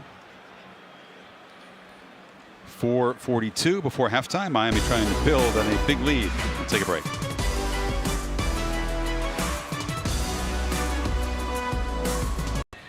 Miami legend Ed Reed, the culture coach, chief of staff, escorting Jalen Phillips to the locker room. Phillips taught you that second unsportsmanlike conduct penalty for kicking the helmet. Apparently there was an earlier one. He was flagged during the turnover chain celebration. We weren't aware of that, but with the second, he is now ejected from the game. So the star defensive end who made the interception earlier headed to the sidelines in the locker room. And Miami now in this 3rd and 10. King flushed, flips it short, and Harris has got the outlet. That's his specialty, hurdling tacklers. He lost the ball, went out of bounds, tried to jump over Jay, so the Hurricanes keep the football and get a 1st down. Yeah, Florida State brought the blitz. They were hoping to get home, but nobody left to pick up the back out of the backfield. And you're right, Harris likes to do that. He's been airborne a few times, and looks like Florida State did their homework. They were ready for him to go airborne, and that time Travis Jay dislodged the ball. King on the keeper, takes a shot. I might want to limit the hits on the quarterback at this point. If you're calling the plays for Miami, if you're Lashley, maybe let him hand off and throw it, huh? I know, but again, Rhett Lashley's not even to him. It's a tie game. You know, as far as the mentality and the play calling, they're not even thinking about let's pull back with I hear you. Running. There's maybe a long way to go, though. I know. It's Chaney in motion, but King's looking back this way, and the ball is batted down very quickly. Nice play by Janarius Robinson. They call him J-Rob. Another 3rd down here. Let's see. They brought pressure last time, and sometimes they try to mix it up. They brought 3, dropped 8. That's what Louisville did a lot to King. They wanted to force him to make throws from the pocket, which he was able to do. See what Adam Fuller, the defensive coordinator, dials up here if he's going to play man-to-man and challenge the receivers. bring some pressure. Clean pocket, end zone throw, and Harley went up, and he was grabbed. It was a nice over-the-shoulder throw. Renardo Green may have grabbed him up high.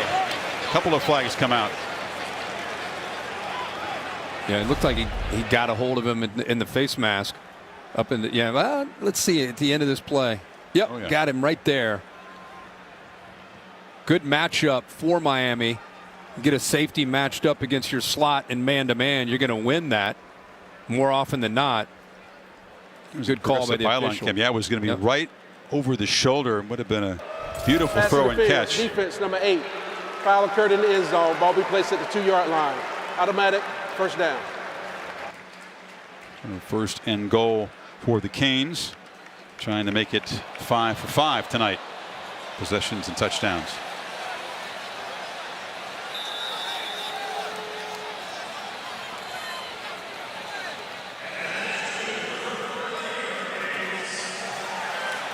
Cheney in the backfield. He's got it, and the freshman muscles his way and breaks the plane. Touchdown Miami again.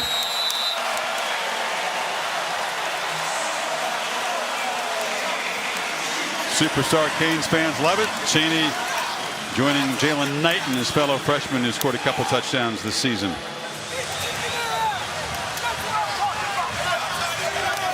This is really tough on a Florida State defense that I think has a fragile mindset coming into this game because of what they've been through over the last 3 or 4 or 5 years. And now to start this game, 5 drives, 5 touchdowns, down 35-3. We feel again for Mike Norvell watching this game in Tallahassee on television after the COVID test. He said it was a sickening feeling not to be able to accompany his team. It would have been his first game in this rivalry, and he can't be feeling any better now watching helplessly from a long way away as the Noles are being blown out here. Yeah, a zone read, a defensive end. Robinson stays wide, easy read for King, and there's that leg drive. All these backs from Miami, not just the speed, but the power to get behind their pads and move a pile into the end zone for a touchdown. Little assist there from Clark. Yeah, Clark's grabbing people, throwing them into the end zone. Young guy didn't need much help. He arrived rocked up and ready for college football. We've talked so much about King. We just got to continue to, you know me, I love to talk about the offensive line. The offensive line has really done a good job with the execution. Just a couple miscues, but not much at all. It's not just 35 points. It's how they've gone about it, executing this offense tonight. Shout out to Garen Justice Kirk, the new offensive line coach. He came over from UNLV. He was a line call, a play caller and an O-line coach there. Very, very positive guy. You think of most offensive line coaches who coach in those big bodies, they tend to be yellers and screamers. That's not his style, but it's connected well with this offensive line. They needed a boost in confidence. They needed a positive coach after last year. Yeah, they were so young last year and now much more experienced. And this new system, balls coming out fast, playing with more confidence after the 51 sacks they allowed a year ago. Borregales booms it into the end zone, and Florida State's 3:37 to work with before halftime. Game 6 of the Eastern Conference Finals. Folks here in Miami be taking note. Celtics looked like the hungrier team last night as Miami was trying to close them out. Now Boston alive and dangerous, down 3-2. NBA Countdown at 6:30. Also streaming live on the ESPN app. The Heat, Miami coach here, Manny Diaz, a huge fan of the Heat, loves their culture, loves the unselfish attitude, uses the Heat as an example all the time for his Hurricanes football team.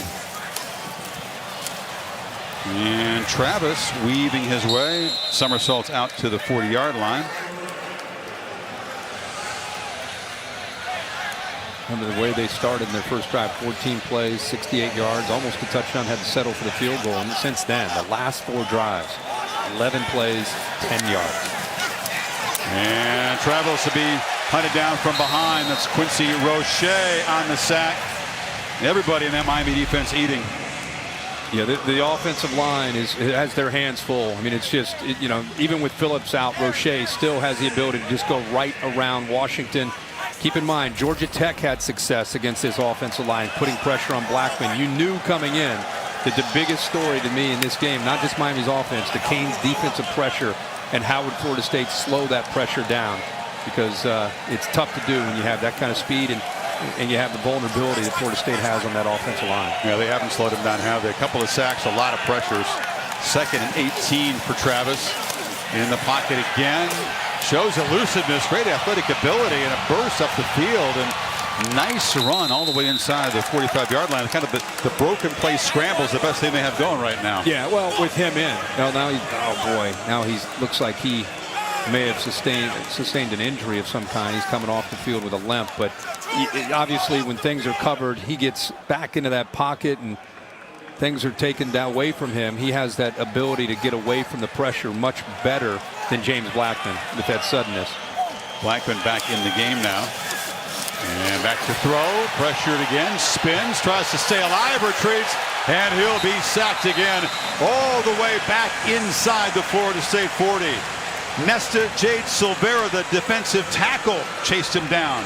Yeah, but again, watch the left tackle for Florida State. He needs a tight end, he needs a back, he needs somebody to help him because it's a mismatch with Roche going up against him. But look at that entire defense.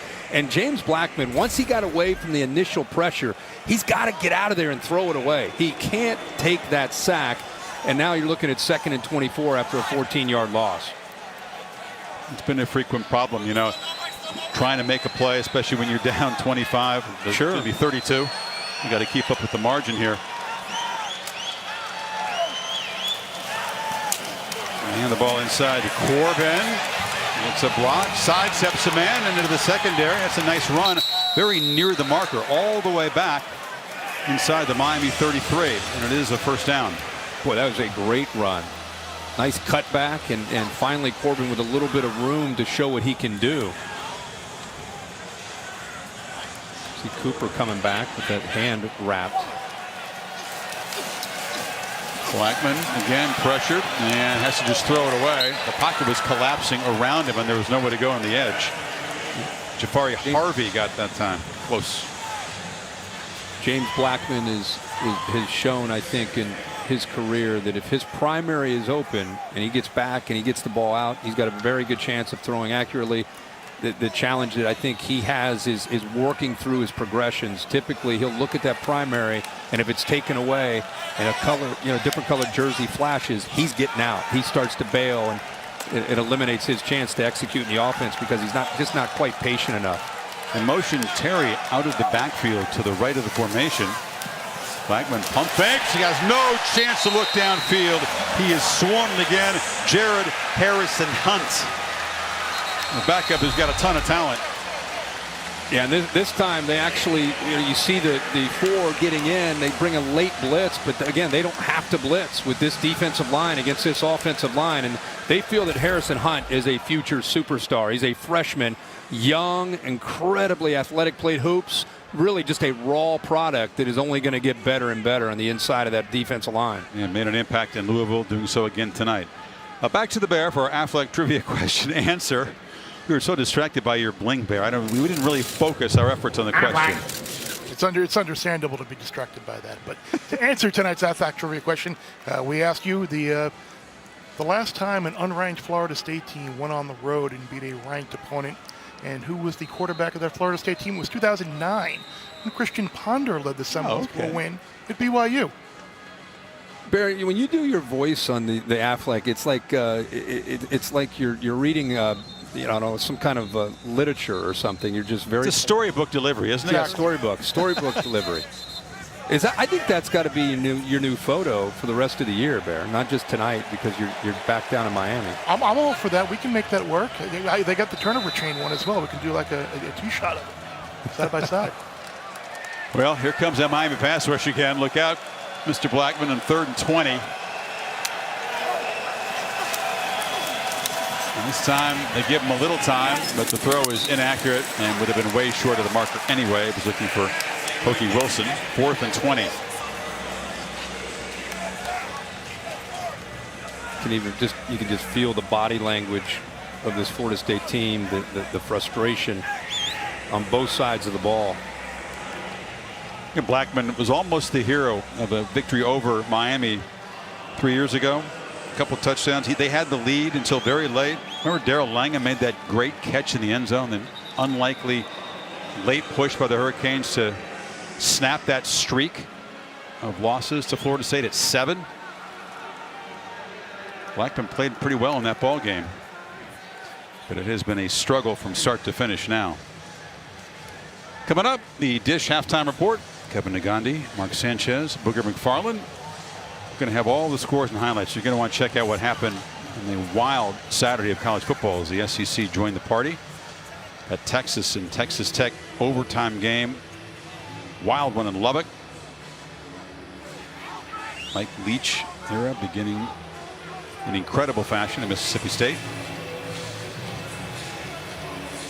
Well, he better be very nice to her tonight, because the Florida State fans, who usually make up a sizable contingent here, Greg, they used to make out 30,000 in normal times. A lot of their fans in this place. You hear the war chant and so on, but I don't see many tonight.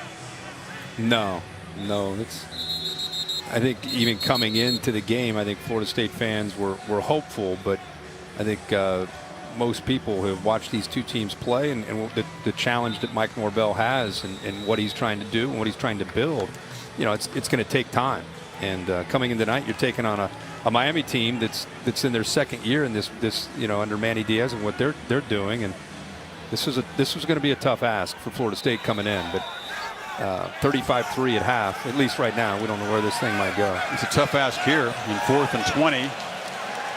Need to get the ball to the Miami 23. And here comes the pressure. Blackman had no chance at all. Off the edge, Bubba Bolden on the safety blitz. Yeah, they overload the right side of the offensive line. They've been bringing most of their pressure from the left side against Washington. This time they just bring a couple more than they can handle, and Blackman had nothing he can do except eat the ball on 4th and long. And now the Canes have the ball at midfield, and you know what Rhett Lashley's thinking. They're thinking about trying to get another score. Yeah, meanwhile for Blake Baker, Diaz, Ephraim Banda, defensive brain trust. This is what else can we dial up? Everything's working. They're pouring it on too. It's not just the offense. 44 seconds. A couple timeouts for Miami if they do feel like keeping the throttle full open here.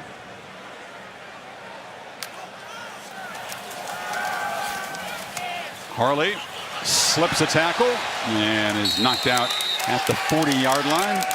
First down, Miami. Well, I've been impressed by Harley tonight. Really, all the receivers. They've been challenged by the Miami staff. It's not just about Brevin Jordan and Cameron Harris and Donald Chaney and Jalen Knighton. Will Mallory. We need these receivers to start making plays. I think they're hearing that message, and they've come out and playing with a kind of a chip on their shoulder collectively. I agree. 4 catches for Harley. D. Wiggins has a touchdown catch tonight. Pressure here. King has to throw it to the bench as Knowles brought the heat with Brooks from the stud position. Yeah, Adam Fuller, these first 2 plays, he's anticipating that Miami is going to attack down the field in the air, through the air, and he's brought pressure back-to-back plays. He's brought linebacker blitzes. And now false start. Movement. Yep. False start. Offense number 60. 5-yard penalty. Second down. And I think defenses are going to start to look at Brevin Jordan and saying, okay, let's bracket 9. Let's take him away. Let's try to double team him. Who else can beat us in the passing game? Who else is going to beat us one-on-one? And I think Wiggins, we've seen do that tonight. Pope's made plays. Harley's made plays. Harley's got it again. Started inside and went outside and is muscled now back at the 40-yard line. A lot of frustration boiling over in that Seminole bench.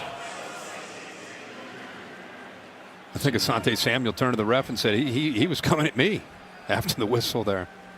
Harley's hyped up tonight.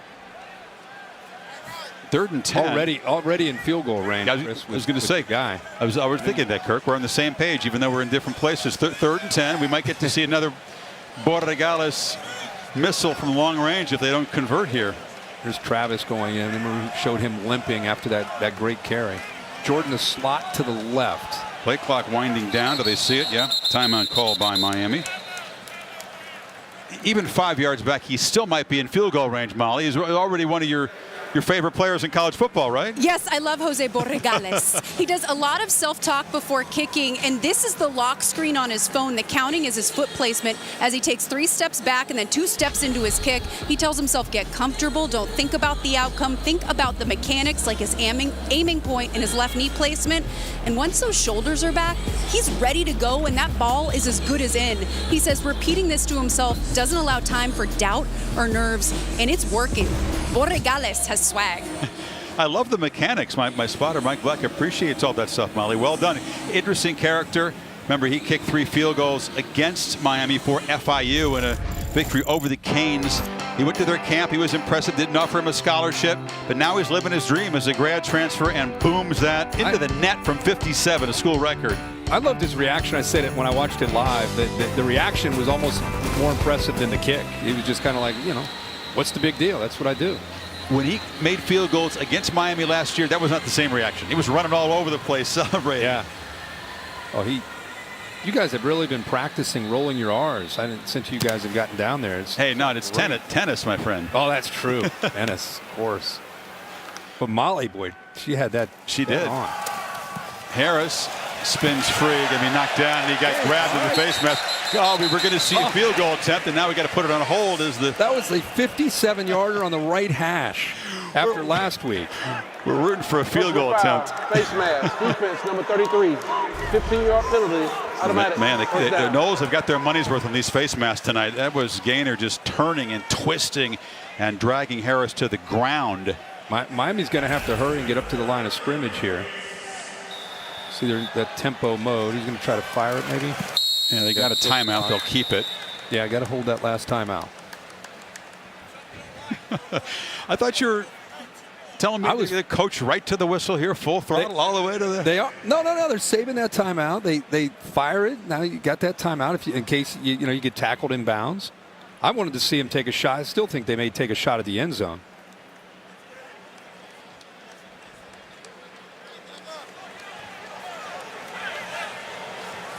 You got one-on-one coverage. Pressure brought, picked up. They do take it downfield. Shot. Harley couldn't get it in bounds. Made a terrific hands catch down near the pylon, but he was out. And now with 7 seconds to go. Still have the timeout. Yeah, you still have the timeout, and you can take a shot. You trust King to make a good decision here. Get the ball out of his hands quickly. And try to maybe whether it's Brevin Jordan or it's we saw earlier D. Wiggins got downfield and won a one-on-one matchup. Got to get the ball out quickly, but then you got to get down and call the timeout or get out of bounds quickly too. It's just going to be a quarterback run. King scoots down and uses all but 2 seconds. It is a first down for Miami.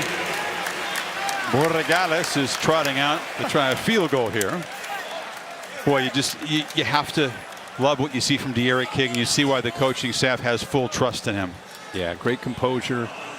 They took their one shot. Now they just move it down the field a little bit closer, give him a better chance of hitting another field goal.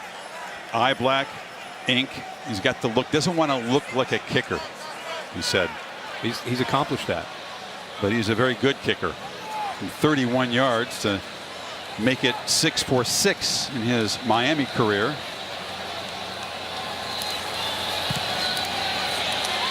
He looks like a Sunday-ready kicker right now. Sure does. Chose to play one more year of college football, living his dream as a Hurricane. In Miami, 333 yards of offense, 5 sacks by that defense, scores points on all of their first half possessions, and is in total command to make it 4 in a row over Florida State. 38-3 at the end of the first half. The Dish halftime report coming up right after these messages. Highlights of much closer games.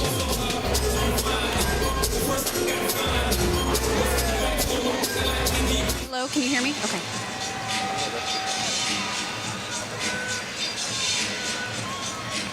Coach, you said you wanted to see some more consistency out of your offense. What'd you think? Well, obviously a great job. 3rd downs early, kept us on the field in some 4th down conversions. And then just what we thought, just being relentless, staying after them, seemed like it kind of started to break their will. Speaking of relentless, Rhett Lashley told your offense, keep their foot on the gas. How much more gas are we going to see in the second half? Well, we got to handle prosperity. There's an adversity in handling prosperity. Things were going well, but we got to go in there and we got to play this like a 0-0. We know they'll be highly motivated coming out in the second half. All right, thank you, Coach. Okay, thank you.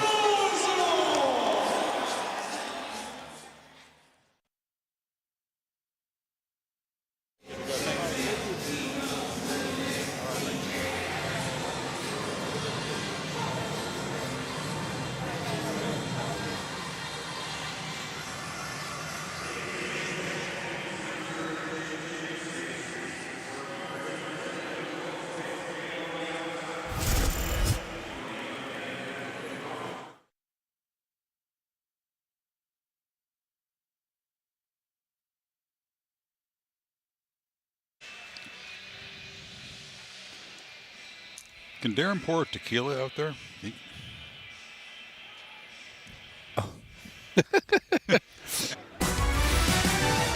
And welcome back. Saturday Night Football on ABC, presented by Capital One. This presentation of the ACC on ESPN.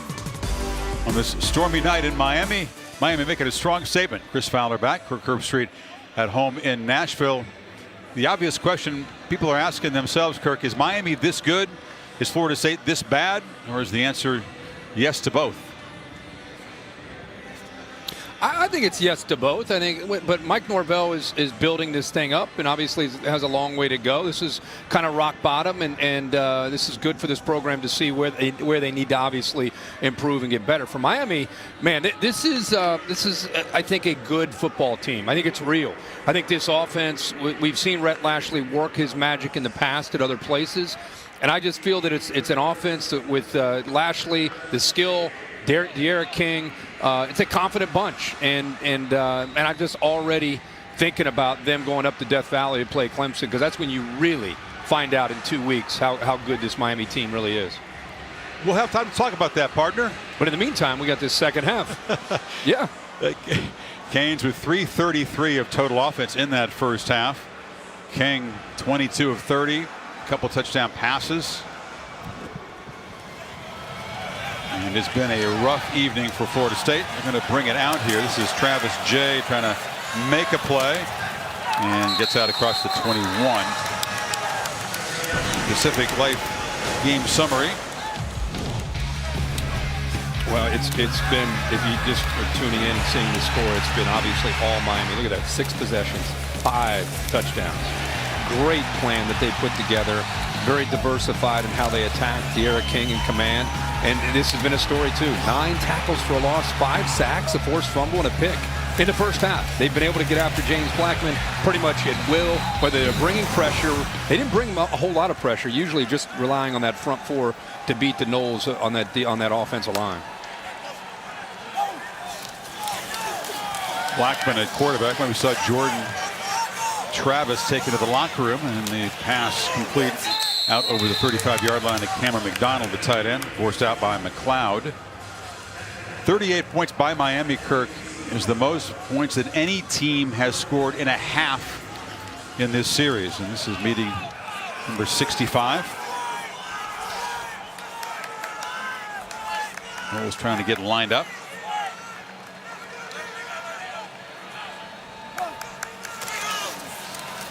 Blackman keeps it, and the slant incomplete. It was Bubba Bolden in the area, tried to get it to Douglas. Really the only drive that we saw, where obviously it was Florida State's opening drive, where they were able to get pressure or to be able to get points, was and they remember we kept bragging on how aggressive they were and how they were attacking, and they were kind of setting the pace of the game early, and since then, of course, it's been a struggle. So I'm anxious to see what they do after meeting at halftime, and the score might not be attainable, but just continue to compete. Throw it underneath to McDonald again. They found a weapon. A flag is down to the secondary as he's muscled out near midfield. Yeah, they scored a touchdown on the first possession against Georgia Tech and then began to struggle. Protection broke down. Some offensive linemen went out of the game and didn't reach the end zone. Holding, offense number 11, 10-yard penalty, second down.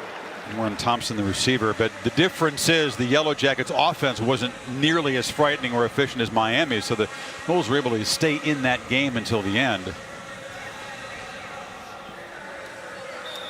Just when they look like they have another first down and getting the ball to McDonald, another miscue that prevents that with the holding call on Thompson. Spot foul moves it back. It'll be second down. 8 to go.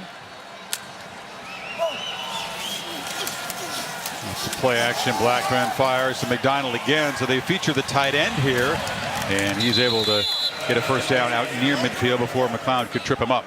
Well, we wondered what adjustments they might come up with as a staff to try to be able to get some continuity established and get this offense moving. And right away, clearly the answer is to try to find McDonald in space underneath or matched up against those backers. There's another slant. Yeah, he's a tough matchup for a linebacker. They do move him around. You're right. Didn't feature in the first half at all.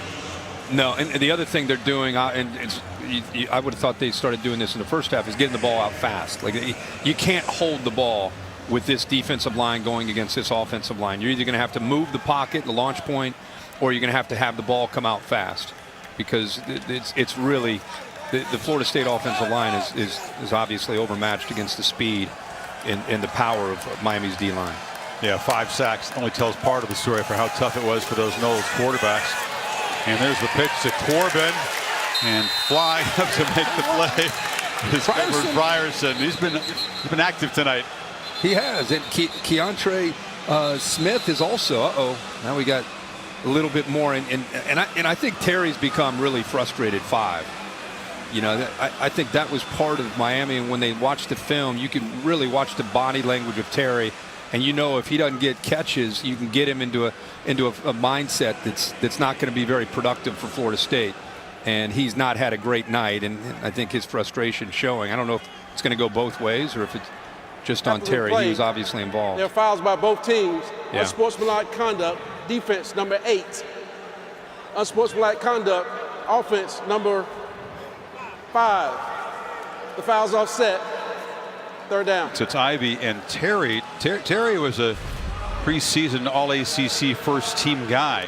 There's another look at it. And you're right. He was frustrated against Georgia Tech, and even more so tonight. Yeah, and they, like I said, they came in here wanting to really frustrate him, getting their hands on him, make him work to be able to get open. He's their best receiver, and they wanted to make his night tough. And DJ Ivy and Terry, they've been going at each other all night, and finally it just kind of blew up. Extended stuff. You get a chokehold, ripping helmets off. 3rd and 10 after the offsetting penalties.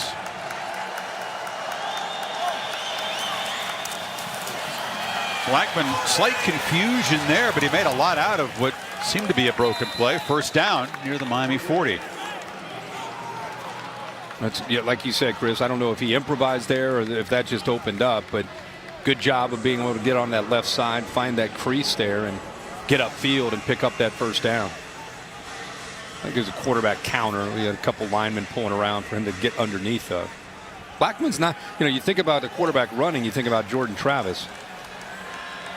Not Blackman. Travis has come back in on the field. There's the completion made to Hokie Wilson, about an 8-yard gain. This drive kind of reminds you of the opening drive, right? Opening drive of the game, where they had a lot of different looks and things were coming at the Miami defense very quickly with the up-tempo approach. Quick throws, ball out of the hands quickly for Blackman. And Blackman, another quick throw to Kai Douglas, and he's knocked down right near the marker by Ivy. 3rd down and 1. And remember, this is a second game of the year for Florida State. I don't care if you lose by 100 or if you lose by 3. It's a loss, right? The most important thing in a first-year head coach is getting your team to buy into your methods and your philosophy. Douglas, nice catch, went down to get the low pass. You see some spirit on that Florida State side as the Noles march here. And a big part, just to finish there, a big part of that is second game of the year. See them fight, see them continue to battle all the way to the end is a big part of that culture that he's trying to change here. Corbin Knocked down at the 11-yard line. I like Corbin. He's a couple times we've seen him get out and show that he's got a little bit more wiggle than I think most people would give him credit. He's known as more of a, he's got some size. He's a 220-pound guy, but he can lower his shoulder and he can also get around people. About 500 yards rushing in a couple of seasons at A&M. He's also a kick returner, pretty good receiver. You're right, not known as a home run threat, but he'll get the tough yards. 2nd and 1, play action. Blackman flips it, and it's McDonald again. And McDonald scores a touchdown. The Knowles offense finally finds the end zone. A good-looking 12-play, 79-yard drive. Yeah, this drive, again, very reminiscent of the opening drive. This time they're able to put it in the end zone. Love the screen, getting a lot of pressure. One of the ways you deal with that pressure is you screen. Tight end does a good job of selling it, like he's staying in to block in pass pro, and then just releases after the defender gets by him. And then how about the blocks downfield by the offensive lineman hustling downfield? Maurice Smith, good job there. Also love Taylor, the right tackle, got out there.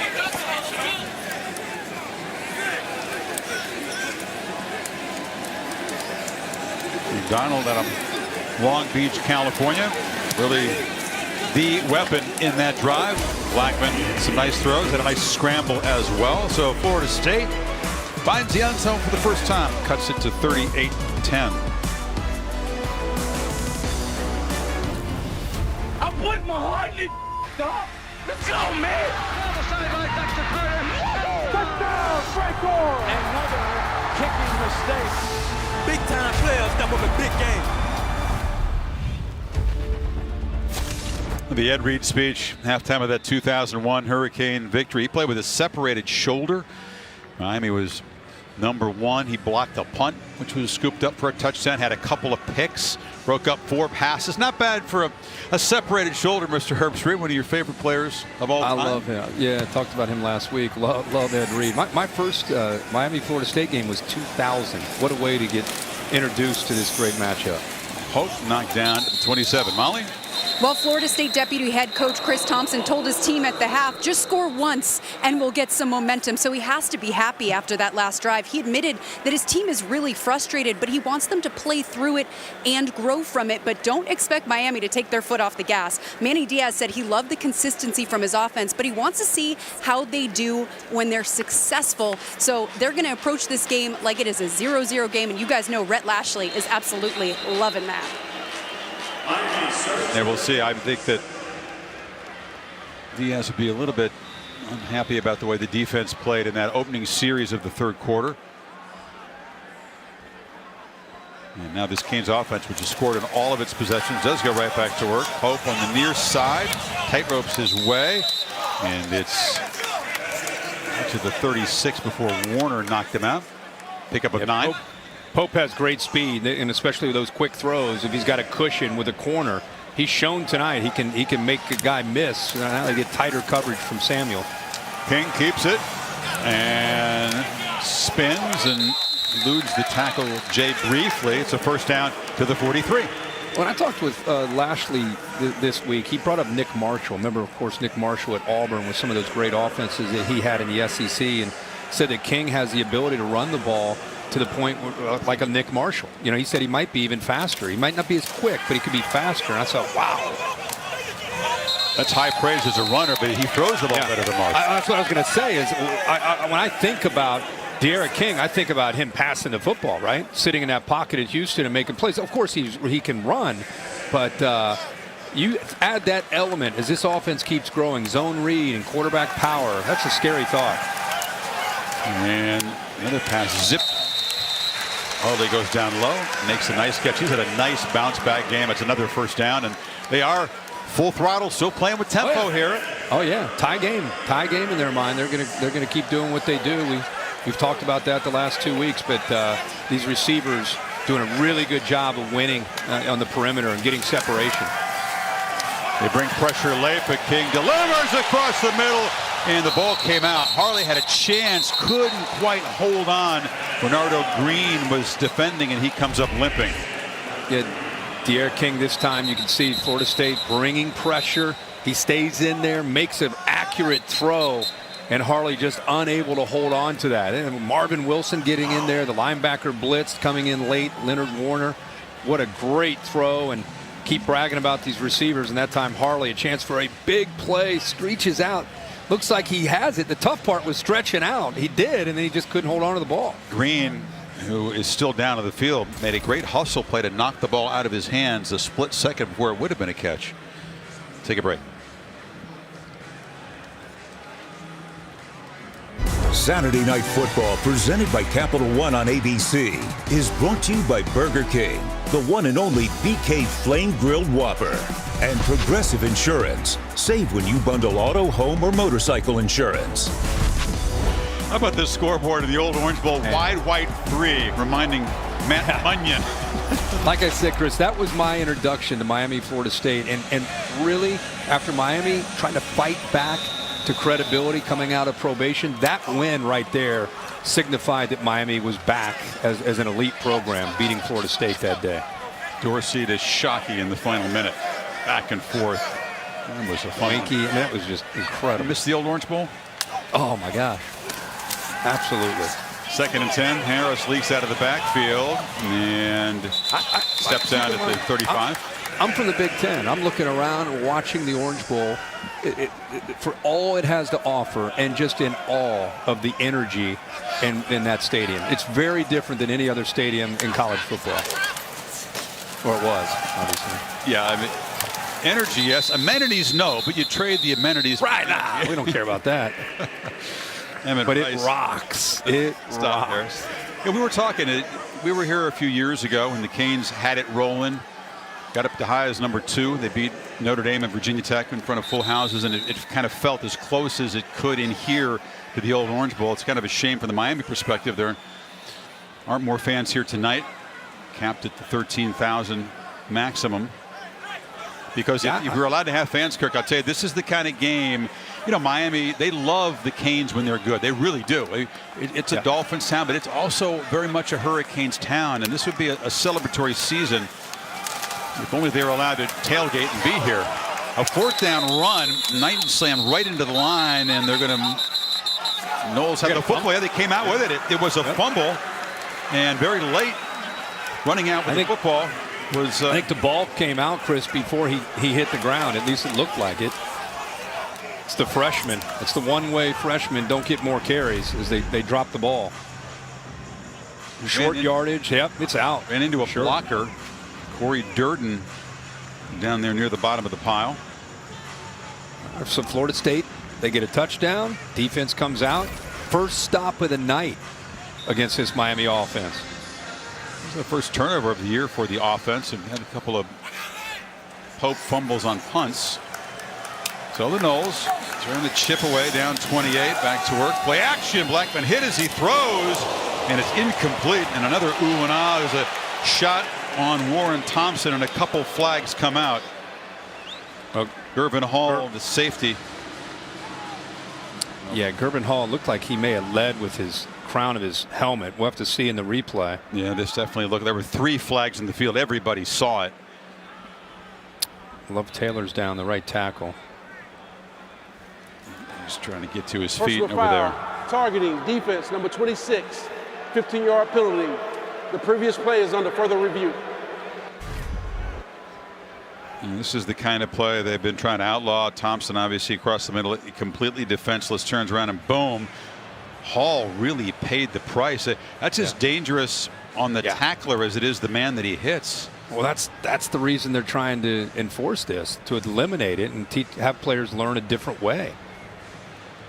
Wow, he's fortunate that he's not injured. You could really see there in that super slow-mo. Thompson, he saw at the last second, and he lowered his head almost to brace for the contact. Each of the first 2 games, Amari Carter has been flagged for targeting. Then the review took that away. It seems unlikely that they'll reverse this one.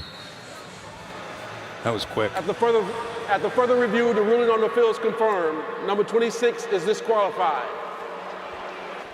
Remember, the next game for Miami after the bye week is the road trip to Clemson. And Chris, that's one of those That's one of those where you're just happy to see 11 Thompson up and 26, even though he led with his helmet. Good to see that they're both up and okay. That was potentially a dangerous hit. Yeah, looked very scary. Blackman rolls. His chase was wanting to throw back. Now we'll just have to airmail it into the bench. Jonathan Ford chased him. Go back to that last drive for Florida State when they opened up this second half. It was a lot of quick throws, a lot of shots to McDonald, the tight end. I think he had maybe 4 attempts. He was able to come up with 3 catches, including the touchdown, and just getting the ball out of the hands of Blackman quickly. Let's see if they can try to get back into that mode on this drive. Yeah, it was actually 4 catches in his first career touchdown for McDonald in that touchdown drive. And shift tight ends around to the right side of the formation and hand it back running to the left, and making a cut is Tafili. And Tafili, the talented electric young freshman of St. Petersburg, they feel like he's got a big future, and he's a spark that this offense is needed. Absolutely. Love that they moved the tight ends over and then brought the counter the other way with one of the tight ends with a couple of the linemen coming around to lead Tafili through there. He's twitchy. He's got some good speed. Wilson on the far side. Darts for about 3. Forced down by Blades.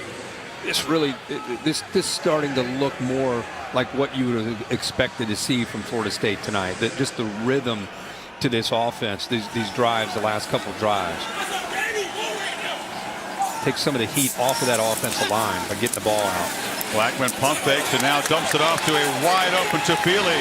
Freshman little head fake, and he's going to be knocked down at the 5-yard line.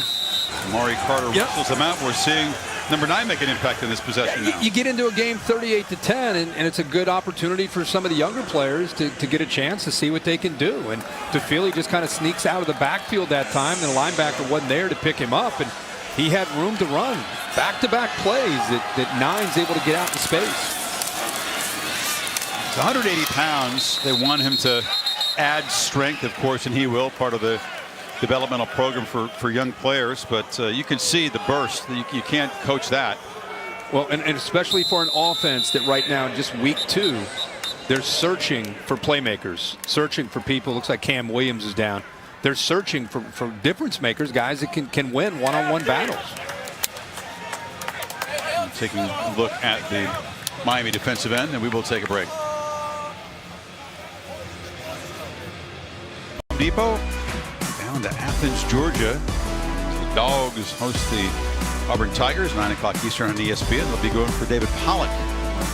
Dog Star will have that game for you in prime time on ESPN next Saturday night. Georgia a little bit of a slow start today, offensively especially, until they found their kind of their groove there in the second half, but still trying to figure out the offense. They figured it out late.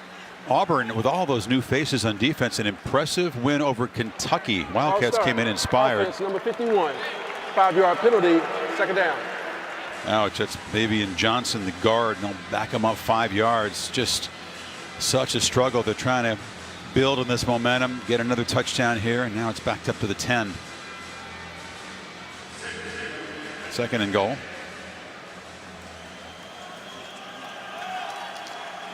Kenny Dillingham calling the plays tonight. Mike Norvell, the head coach, so instrumental in this offense over the years and this year as well, calling the plays and directing traffic as the main man. Blackman flips it back, and that time they were all over Cam McDonald, the tight end who scored a touchdown a little while ago. Gilbert Frierson, another tackle. Yeah, we've called his name out probably more tonight than we did against Louisville, maybe ×2. He's been all over the field, especially that time locked in on the tight end McDonald. McDonald, we talked about the 4 receptions, and Frierson got the memo on the sideline. 87 white. Don't let him in the red zone make a play. Third and goal. Figure that they've got a couple plays to get it. Down by 4 touchdowns. Corbin is the back. Play clock got to hurry here. 3-2. And just before a 5-yard penalty, the timeout called on the Seminole sideline. One of those head coaching duties that Chris Thompson deputy head coach is taking over for. So they'll talk about the 3rd and goal. Mentioned the primetime collision on ESPN between Auburn and Georgia. Is it the 125th meeting, Mark Amento, in that series? Think about that. Yeah. Century and a quarter century.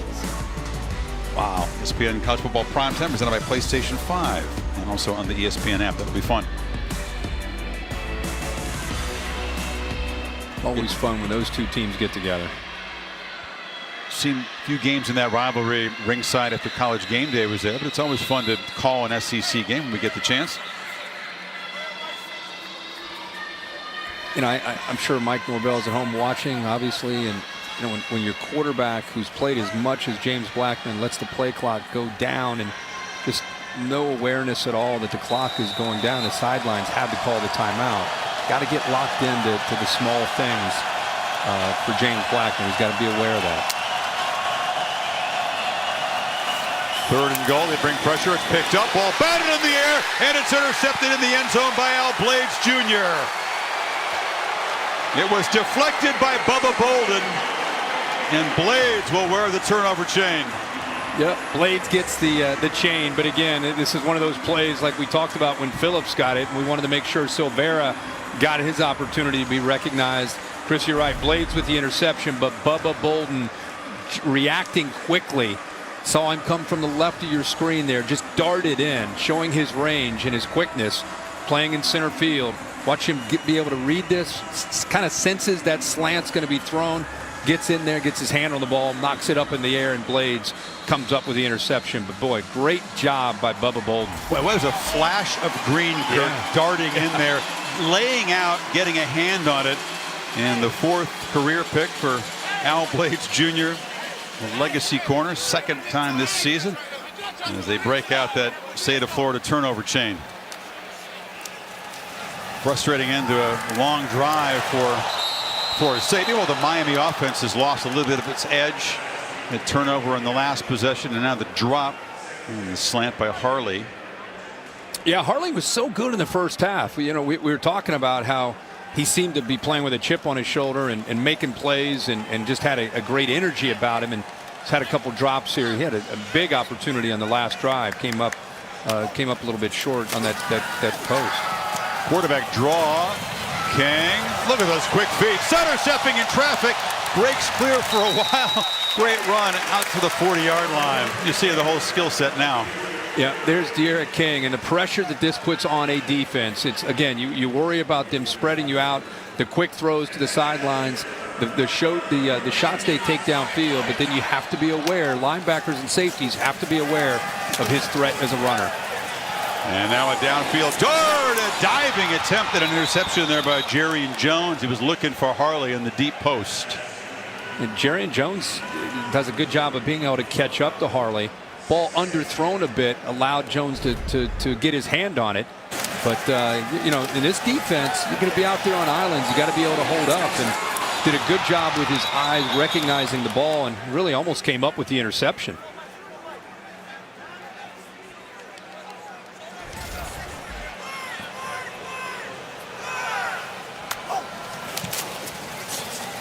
Harris on 2nd and 10 is chased to the edge. Nowhere to run as the Seminoles swarm him for a loss. Josh Griffiths and Kalen DeLoach, two backup defenders for Florida State combining. Just very, very happy to see Florida State right now battling. You know, they're down 38-10. Things could not have been any worse than 38-3, giving up 5 touchdowns and a field goal in the 6 possessions, and they could have easily gone in at halftime and came out the second half and just kind of shut down, but they've not. They bowed up and they have battled, especially this defense, the way they played in these first couple possessions by the Canes, playing great ball. True, and some backups to the guys that are out there battling, some guys that don't get a bunch of snaps, hungry to show what they can do. It's Wiggins in the flat, and he weaves and takes a big shot. Marvin Wilson, the nose tackle, all the way downfield, so I got a chance to hit a little receiver, and he made the most of it. Big fella hustling, not just trying to make a play in the backfield. He's 20 yards downfield trying to come up with with a play, and that's what you love to see, man. Just that was a he led with his helmet. Maybe let's see if Bill LeMonnier has an opinion on this one. And they were the previous play is under further review. Yeah, all the Canes were pointing up at the big screen when the replay was shown here. Another look. When you see, I didn't see it in real time, but definitely on the replay. There's no question 21 does at the last minute. He dips down. He comes in with the crown of the helmet. I think replay here, stopping it's going to go with the targeting. Wow. We'll have another ejection. That is a lot of force. That's a 300-pound guy who had a running start and lowered the helmet on a receiver. It's really good to see D. Wiggins pop up. Full speed and hits him helmet to helmet. At 305 If I could point pounds. something out too, the difference between the ejection and a disqualification. The player earlier in the game who was for the second unsportsmanlike conduct, that was a disqualification, and the player actually does not have to leave the sideline effective this year. It was Jalen Phillips. But when you're ejected from the game, then you do need to leave the game and the sideline. Interesting. Okay, good. I wasn't aware of that, and I don't know if Miami was aware of that. Ed Reed walked Jalen Phillips to the locker room. Well, maybe coach had a high standard and wanted him out. Yeah, that's true.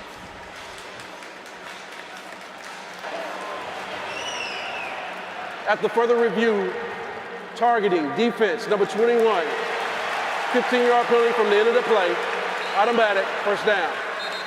We're complimenting the hustle of the big man downfield, but then it is the textbook example of targeting. And he is out. Keep in mind that was a 3rd and long, and that would have set up a 4th down and about 3. Yep. Now they get the field, they get the first down after the targeting call. Penalties part of the story tonight. 11 of them for 108 yards against Florida State, which continues to be one of the most penalized teams in the country.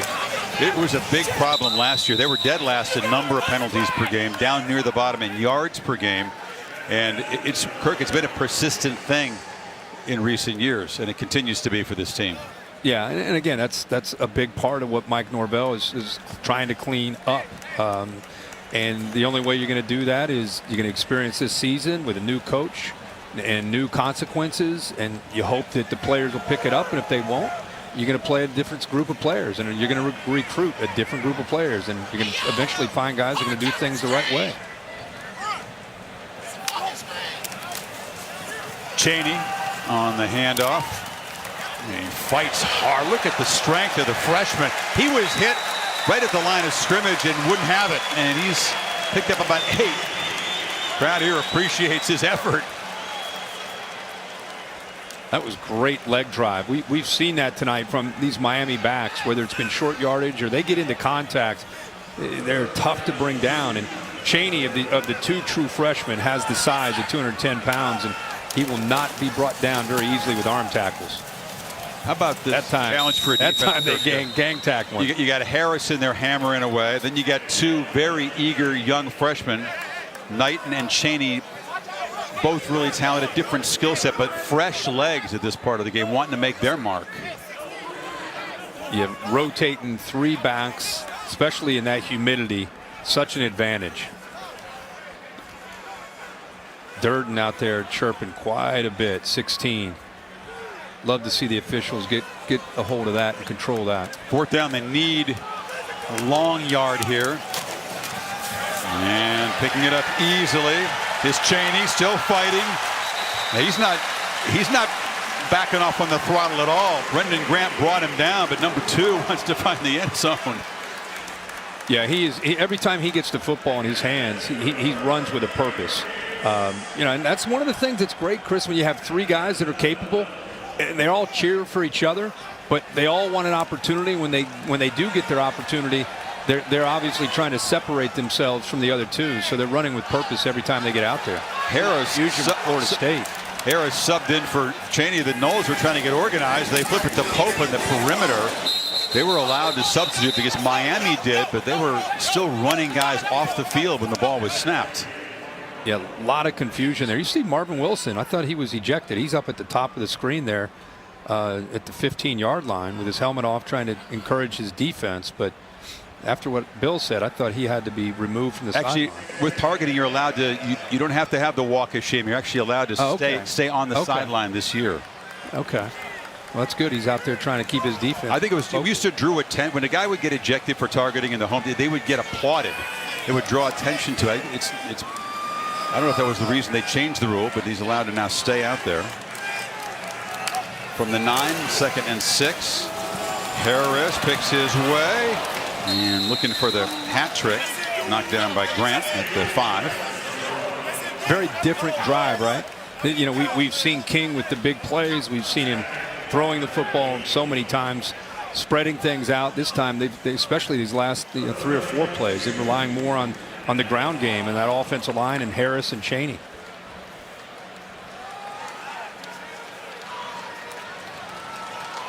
Just another long, grinding drive. It was electric drives in the 3rd quarter for the Canes a week ago, scoring on back-to-back 75-yard plays at the beginning of the 3rd quarter. It's been long marches tonight for Miami. 71 plays for the Canes. They are threatening again to add to the lead. At the end of 3 here, 38-10. Back after this message and a word from your local ABC station.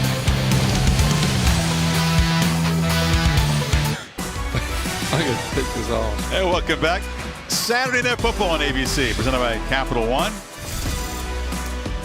Kirk in his rec room here doing a great job virtually announcing the game. Darren Brown alongside the help.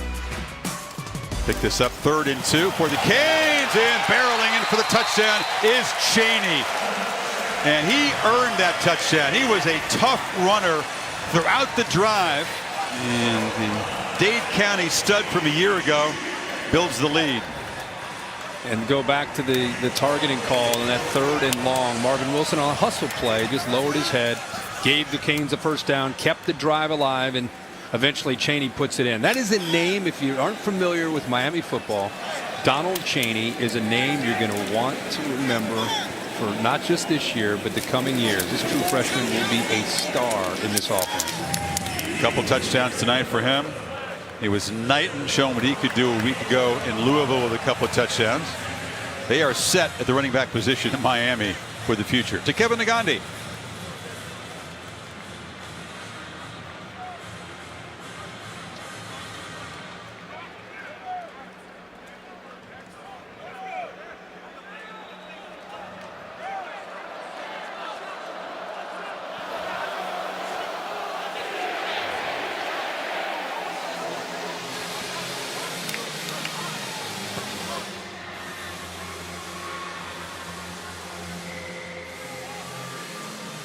Pretty wild opening Saturday of SEC football, Kirk. We didn't expect quite this many close games. Of course, the stunner in Baton Rouge with Mississippi State. KJ Costello breaking a conference record, 600+ passing yards. And these are some key SEC games. Talked about the Auburn-Georgia game that we'll have for you next Saturday night in primetime on ESPN. By the way, just great to have a full slate of college football games today. You know, it's been obviously a lot of work and a lot of stress, so many different things that so many people have gone through, but the SEC playing football today, it just felt right to have, you know, some of these games and some excitement, you know, within those games. I thought they kind of eased in. On paper, didn't look like that many interesting matchups, but it certainly turned out differently. Monday Night Football matchup. This is the game you circle when the NFL schedule came out. Chiefs and Ravens. ESPN Deportes, and the app. Steve Levy, Brian Greasy. You have the pleasure of calling that one. Not just Chiefs and Ravens, Pat Mahomes and Lamar Jackson. Yep. I mean, wow. I mean, just hold this graphic up for the next 48 hours. I mean, this is going to be must-see TV on Monday night on ESPN with these two going head-to-head. They have so much mutual respect for one another. And there's Brevin Jordan walking off. Tate Rodemaker, the new quarterback for Florida State. He gets it to Tofili, so they've gone to the depth chart. We've seen Travis earlier in a kind of a multiple-use role. Blackman, a tough night, and now they'll bring out the true freshman from Valdosta, Georgia. Yeah. Big tall kid at 6'4". Anytime you bring in a true freshman with a first-year head coach, that means that Mike Norvell and his staff handpicked Rodemaker. And let's get a good look at him and his skill set and see what he has to offer. 6'4", 197 pounds out of, as you said, Valdosta. It's a tough situation to break your college career on the road against a Canes defense that is not holding back. No, they still have their starters in there, and they've been playing for 4 quarters, and they're playing it at warp speed. And you've been over there watching, hopefully paying attention to all the calls and getting mental reps. Shot out of Jordan Travis, who left the game, came back to the field. We believe he's okay, but they're just giving Rodemaker a turn here. 3rd and 10.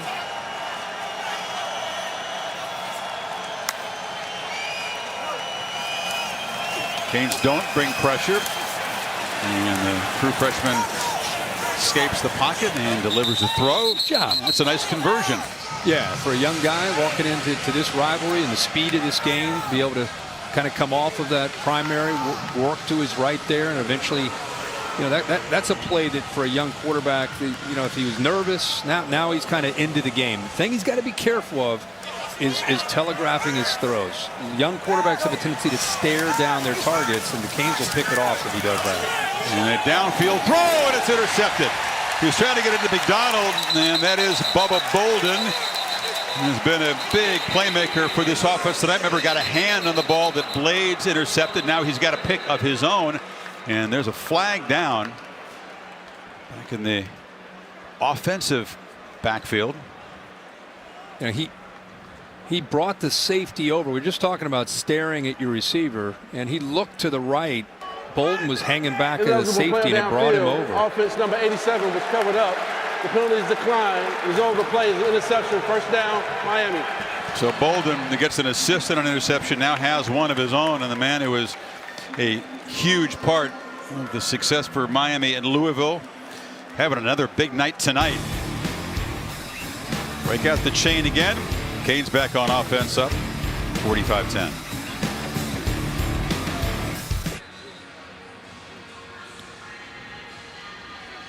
Rankings brought to you by PlayStation 5. Very nearly had 3 top 8 teams lose to unranked teams.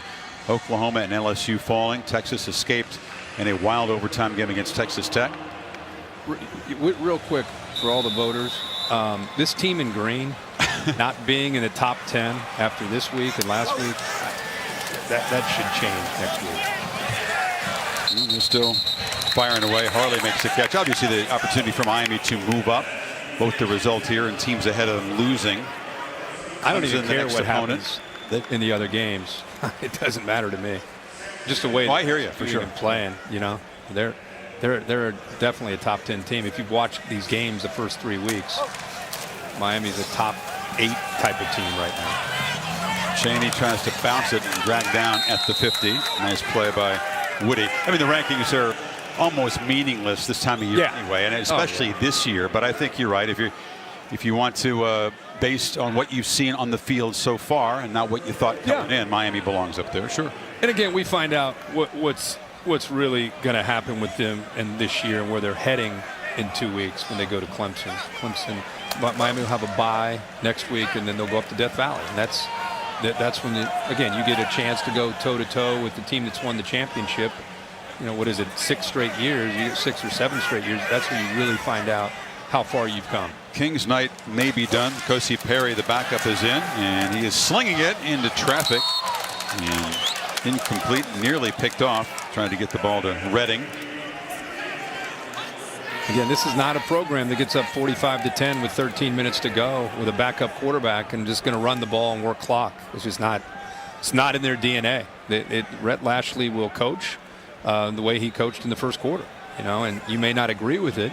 You know, old school football would say work the clock, run the football, but we're in 2020. It's a different approach for a lot of these offenses in college football. We have a rare sighting, the Miami punter on the field, and it's not Lou Headley, the normal punter. Matthias Gask is in. He'll get a turn, or he'll just boot it low, and the punt coverage team for the Canes gets to get in the party, the first action they've had.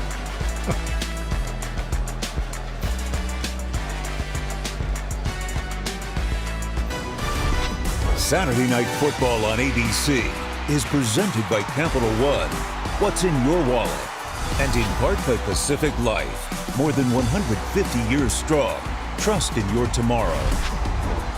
Oh, come on. Billy Bennell. It hasn't been a tough enough night for the Knowles fans already to show wide right 1 and 2. Misses by Jerry Thomas and Dan Mowry against the Hurricanes. Back-to-back painful years. memories. Yeah, painful memories for Florida State fans. Different kind of pain tonight. 3 different Seminole quarterbacks have thrown interceptions. Tate Rodemaker, the true freshman, and George is still back in there as they take over from the 13. Hand off inside. Tofili trying to get to the edge. Shows the speed and darts out. A couple of yards short of the marker. No, they'll move it. He did get a first down. He's looked really good in this second half. You know, he's had 3 times off the top of my head I can remember him getting the football in his hands, and it just feels a little bit different when he gets the football. And the coaches told us this week that they want to find different ways to get him the ball. On the exchange, Rodemaker bobbled it and then just decided to scoot forward. Yeah, you're right. I think you're going to see Tofili continue to be a bigger part of the game plan, don't you? He's averaged about 11 yards and 3 carries. They tried to get him the football out of the backfield too. He's been targeted a few times, caught a couple passes. Absolutely. Yeah, right now, again, week 2, their new head coach, first year, he's searching to find out who he can count on, who can make plays for them in this offense. You know, the tough thing that I would just add is this offensive line has been a problem for about 7 years, 8 years. I mean, it's not like this is a new problem for Florida State. Mike Norvell and his staff inherited this, and they're just trying to figure out how do you call plays when you're losing the battle at the line of scrimmage against a team like Miami. You got to come up with a plan first to be able to deal with that. And, you know, almost on a weekly basis. Instead of just calling plays you would regular call, you have to worry about how we're going to handle the line of scrimmage. And then you have miscues like that. So, I mean, it's really, really, it's going to be interesting to see how this offense grows with this line. I think you're right. It all starts that. It's a big challenge. The starting group has struggled a bit. They don't have a lot of depth, though. So when they have guys get nicked up, starters leave the game, things can really go downhill. That's what happened in the opening loss to Tech. And talk about an offensive lineman's confidence. Not a position that's well understood in that area, but you struggle like this again and again, and man, the group confidence level plummets, and it's tough to rebuild. Rodemaker, a flag is down in the pit, and he fires incomplete on the far side, but right on cue. It's another problem for this offensive line. It's going to be a holding call. Chance Williams, a true freshman for Miami, giving chase. Holding, offense number 58. That penalty is declined. 4th down. Devontae Love Taylor, the tackle. You know, flag is picked up, and here comes a punt. It's not just been, you know, that they've missed in recruiting. They've had so many injuries. I mean, going back to 18 and 19, they had 9 different combinations. 9 different combinations in 18. They had 8 different combinations last year. And you know, they just, I think you bring up a great point. Continuity is such a big part of confidence for offensive linemen, believing in one another and counting on each other. It's like a team within a team. Yep.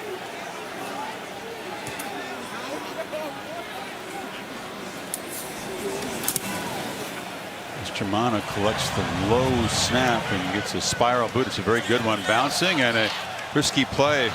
Picking it up on the fly there is Blades. Or excuse me, Restrepo, the other number 7. 11:03 to play. 35-point game. At the Pacific Life game summary is a quarterback comparison, contrasting fortune to the 2 starters tonight. A tough one for Blackman. Just didn't get protection and couldn't produce. And De'Eric King, another spectacular night. 29 of 40, 267. Also an effective game on the ground. He ran for 65 yards tonight. Perry, hands off, look out. Jalen Knighton, the Rooster, with a burst into Florida State territory. Knighton saying, all right, now let's not forget about the other true freshman. Chaney's been getting too much love. He wants a chance to get the football. And of the 3, he's the most electrifying. I mean, if he gets to the edge, he's one of those guys that he can take it all the way to the house. We did last week. Yeah, he did. Scored in a hurry. Then they forgot about him out of the backfield, and he ran like a sprinter and then leaned into the tape and dropped the ball just That'll never happen split again. second after he got That'll never happen again. They had a conversation with him about that. Now you got Robert Burns in the game, a fourth running back on first down. Perry looking to throw deep, launches the ball off the hands of Keyshawn Smith, the lanky true freshman, trying to go deep against Jerrion Jones. No letting off the throttle, Mr. Herbstreit. No, not at all. They're trying to get this one-on-one matchup. And again, we've seen Jones all night out there, and he's beat. I mean, the ball's a little bit late, underthrown, but he had separation. He got by him and had a chance to get a touchdown, but give Jones credit, able to catch up eventually and knock that ball away. Not a typical situation where late in the game you put an inexperienced backup. Perry, of course, a junior from Ocala, has played a lot of football. He's been a starter. He's come off the bench. He's played various roles for Miami, but he is a atypical backup in that he's played a lot of ball. Jerrion Jones for the Noles down, and the last thing you need when you go on the road and go to 0-2 is injuries. We saw Travis Jay, the free safety, a guy who's taking on a bigger role in that secondary. Molly reported he was seen with crutches on the sidelines, and now Jones being looked at. Arm issue.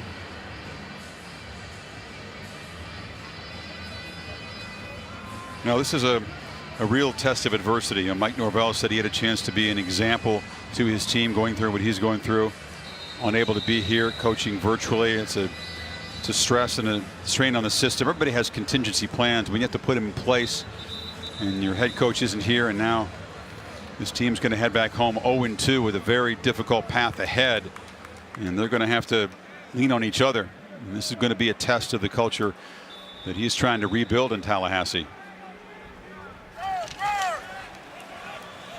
This was the last chance for the Noles seniors to beat the Canes. It's going to be 4 losses in a row. Perry flips it out. Burns has some space and is wrestled down inside the 30 by Dix. More fresh legs come in there for Miami. Yeah, just what Florida State's defense wants to see, right? Burns hadn't been on the field much at all. In fact, that might have been his first play, a chance to catch the football and make some productive yards. But again, Lashley is not letting up with the backup Perry in. Burns, another local guy who's carried the ball in the past, but now he's overshadowed by Harris and the 2 freshmen. So he's eager to make a mark here.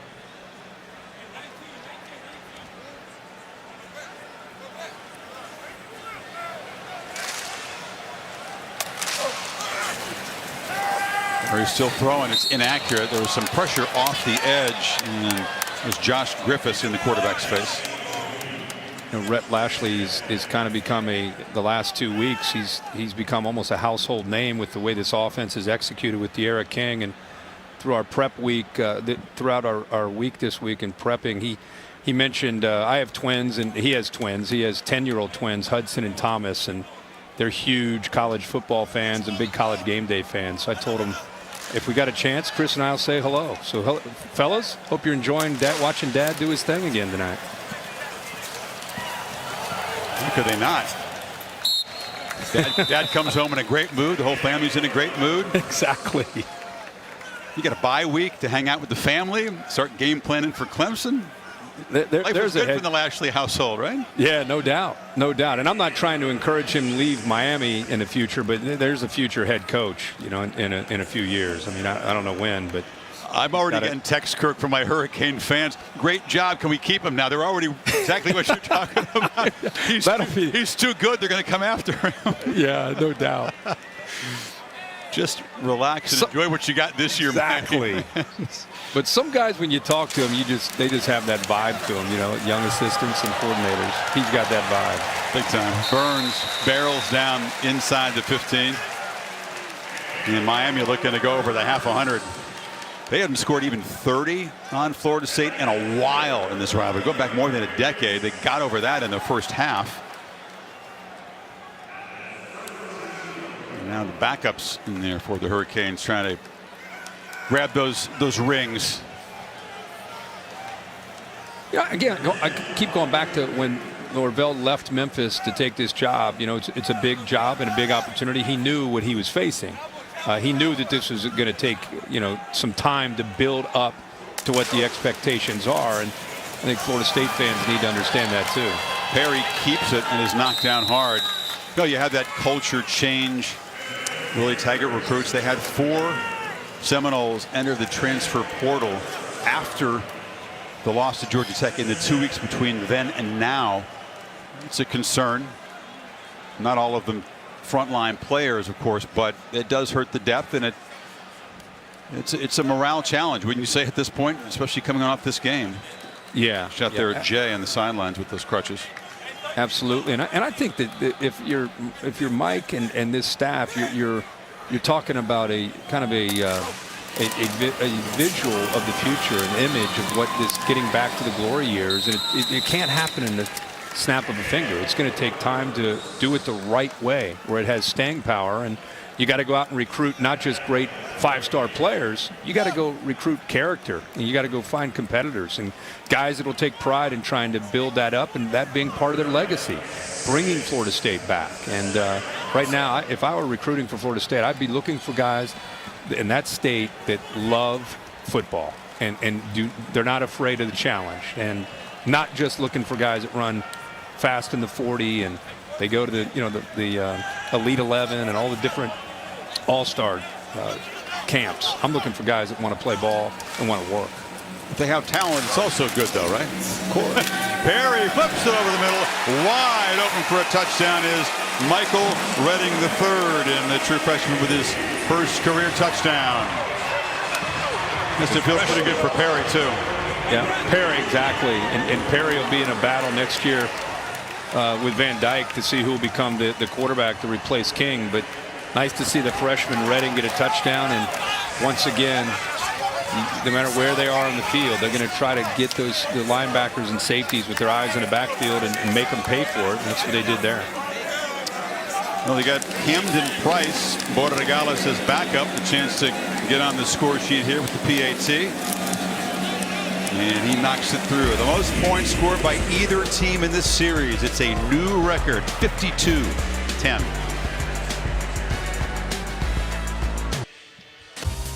An All-State bus sighting here in Miami, helping us keep all the action on a busy Saturday. Kirk, what's your All-State protection spotlight today?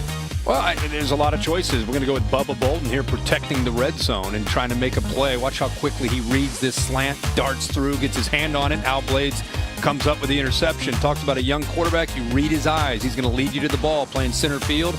Reads his eyes, protects that football, comes up with a big-time interception. Bubba Bolden having a great game after coming back into the film room after, I thought, a pretty good game last week, and saying he wanted to play better. He did. He's telling his mom happy birthday. That was nice. Get the whiteboard out there. You worked the turnover chain, but the emphasis was on the happy birthday to Absolutely. Mom. Very cool. The touchback from Borregales. Well, tomorrow night on ESPN, Game 6 of the Eastern Conference Finals. Celtics battle, tightened it up. Miami still leads 3-2. So down there at the Clevelander on South Beach, I have the TVs all tuned in. NBA countdown at 6:30. The NBA bubble about 3 hours north of here up in Orlando. Best of sevens have a totally different feel in these playoffs. No go back and forth, no home court.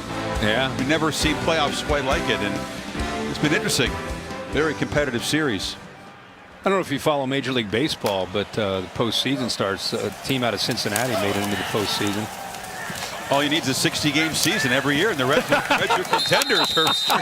Oh man, it's been a long 6 years. They made it. They made it. So I'm excited. I love postseason baseball. So, but we got 8 teams in both leagues going to postseason. Yeah, local team here. Marlins got in there. Congrats to Derek Jeter.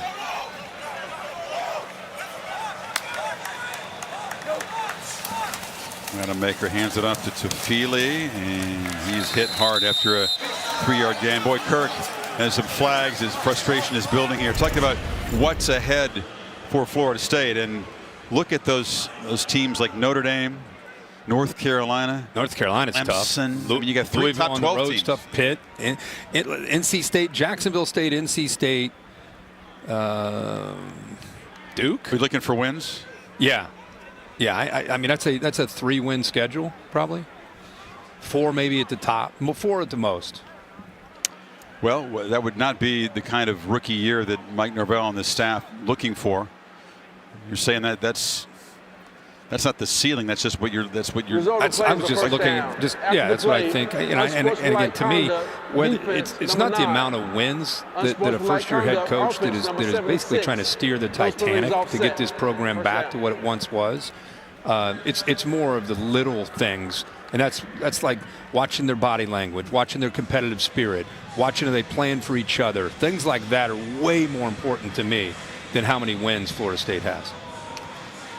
Avery Huff there in consultation with Diaz. 2 unsportsmanlike conduct penalties, 1 on each team. So first down. Final 6 minutes. Is working on the ground game. Tofili getting busy as a sign of things to come. I feel like he might be perhaps the featured runner in this offense as they head into that gauntlet of a schedule.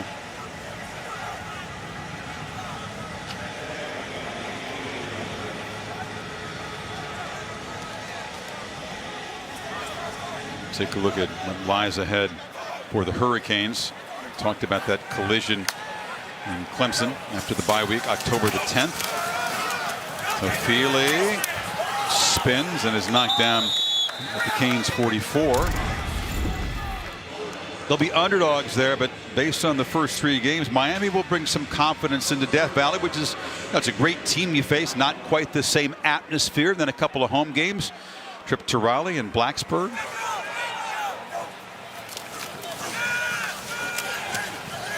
Low throw, far side, and it's Williamson. Knocked out a couple yards short of the marker. Chris, we're just so used to always having the 2 divisions in the ACC. Of course, now we just have, with Notre Dame coming in, it's just one big conference. And even if they were to lose, they might beat Clemson, but if they were to lose that game and win the rest of those games, there's still an opportunity for a potential rematch and an ACC championship with Clemson. That's assuming, you know, if Clemson's able to keep doing what they've done for the last 6 years, which is pretty much beat everybody. No reason to believe they won't. No, not at all. They don't play Notre Dame, the Hurricanes. Notre Dame, as you said, contender in the ACC this year. Very interesting game here. First week of December against North Carolina, because the Tar Heels figure to be in the mix as well. That could very easily have implications for the ACC championship game. And I think on the road at Virginia Tech, it could be a challenging game and a competitive game. Those 2 teams over the years have had some great matchups, Miami and Virginia Tech. Enter Sandman won't be quite the same in Lane Stadium, will it? No. And a maker far side, and catch is made. Kentron Portier. The guys who didn't expect to play tonight are getting action late in this game. I just think that the Miami fan base, they're entitled to buy into what they're seeing. Like this is, as I said, this is real. Like this is not, look who they played. It has nothing to do with that. This has to do with the buy-in. You know, they're confident and they're believing.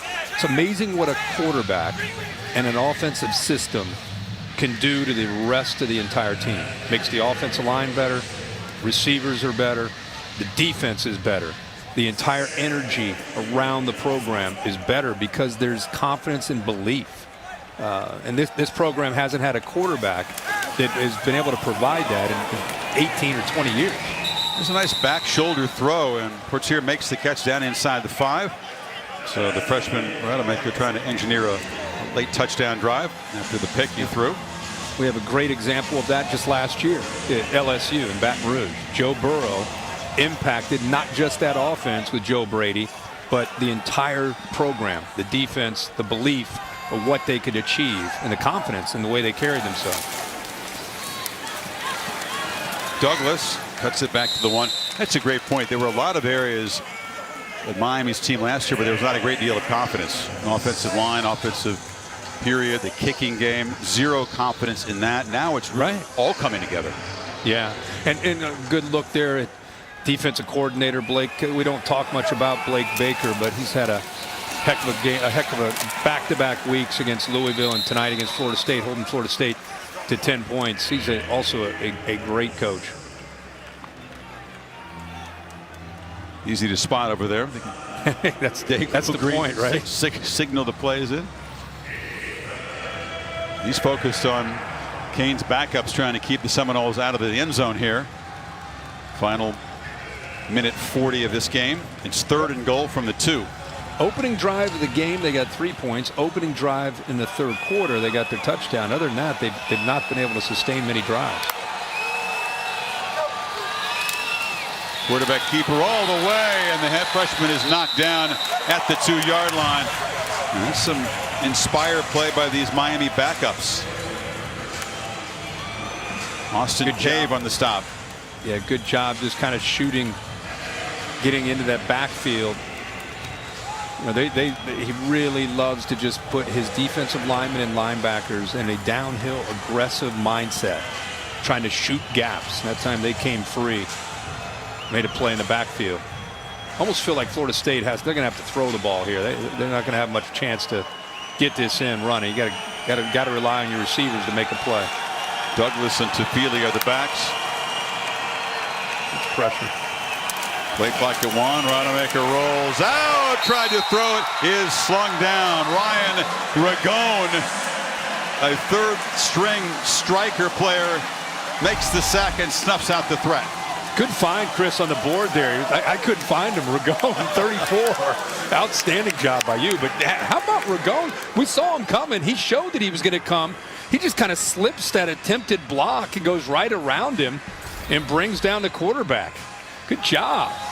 6 sacks for this Miami defense. That's a moment that Ragone will savor. Doesn't get many chances. That's awesome. Love the starters over there. Look at all the starters. They see him at practice every day, working hard. He gets his opportunity, and those are starters over there loving on him. That's great. He's tired, but he's happy to have the stars of that defense around him, the cameras on him. That's a good moment. Miami backups just fighting to protect their goal line in the last minute of the game, and now that'll be it. Miami never scored more points than Florida State in this series history. They're going to make it 4 in a row, and these Knowles seniors will leave without having beaten Miami. Comes at the end of a 7-year run of Florida State victories. And they're going to get the defensive coordinator. You got Blake Baker. You just got the Gatorade bath. That's got to feel really nice on a hot and muggy night. A little sticky. Now, coach is trying to keep the 2 teams apart just in case there's some jawing and some hard feelings. This is tough for some proud players at Florida State. They know a lot of the guys on the other sideline. There's some high school friendships and rivalries. So it makes the rivalry passionate, but this is a tough night for the Garnet and Gold with their head coach forced to watch at home in Tallahassee. They'll head into a tough schedule at 0-2, and Miami will go into a bye week at 3-0, pointing towards Clemson. Lots of reasons to be excited here in South Florida. Well, Kirk, great job from Nashville. Look forward to having you back in the booth. Yeah, look forward to being back. Bill Bonnell produced this game. Derek Mobley directed it. Thanks to our entire crew and to Molly McGrath. Great job on the sidelines.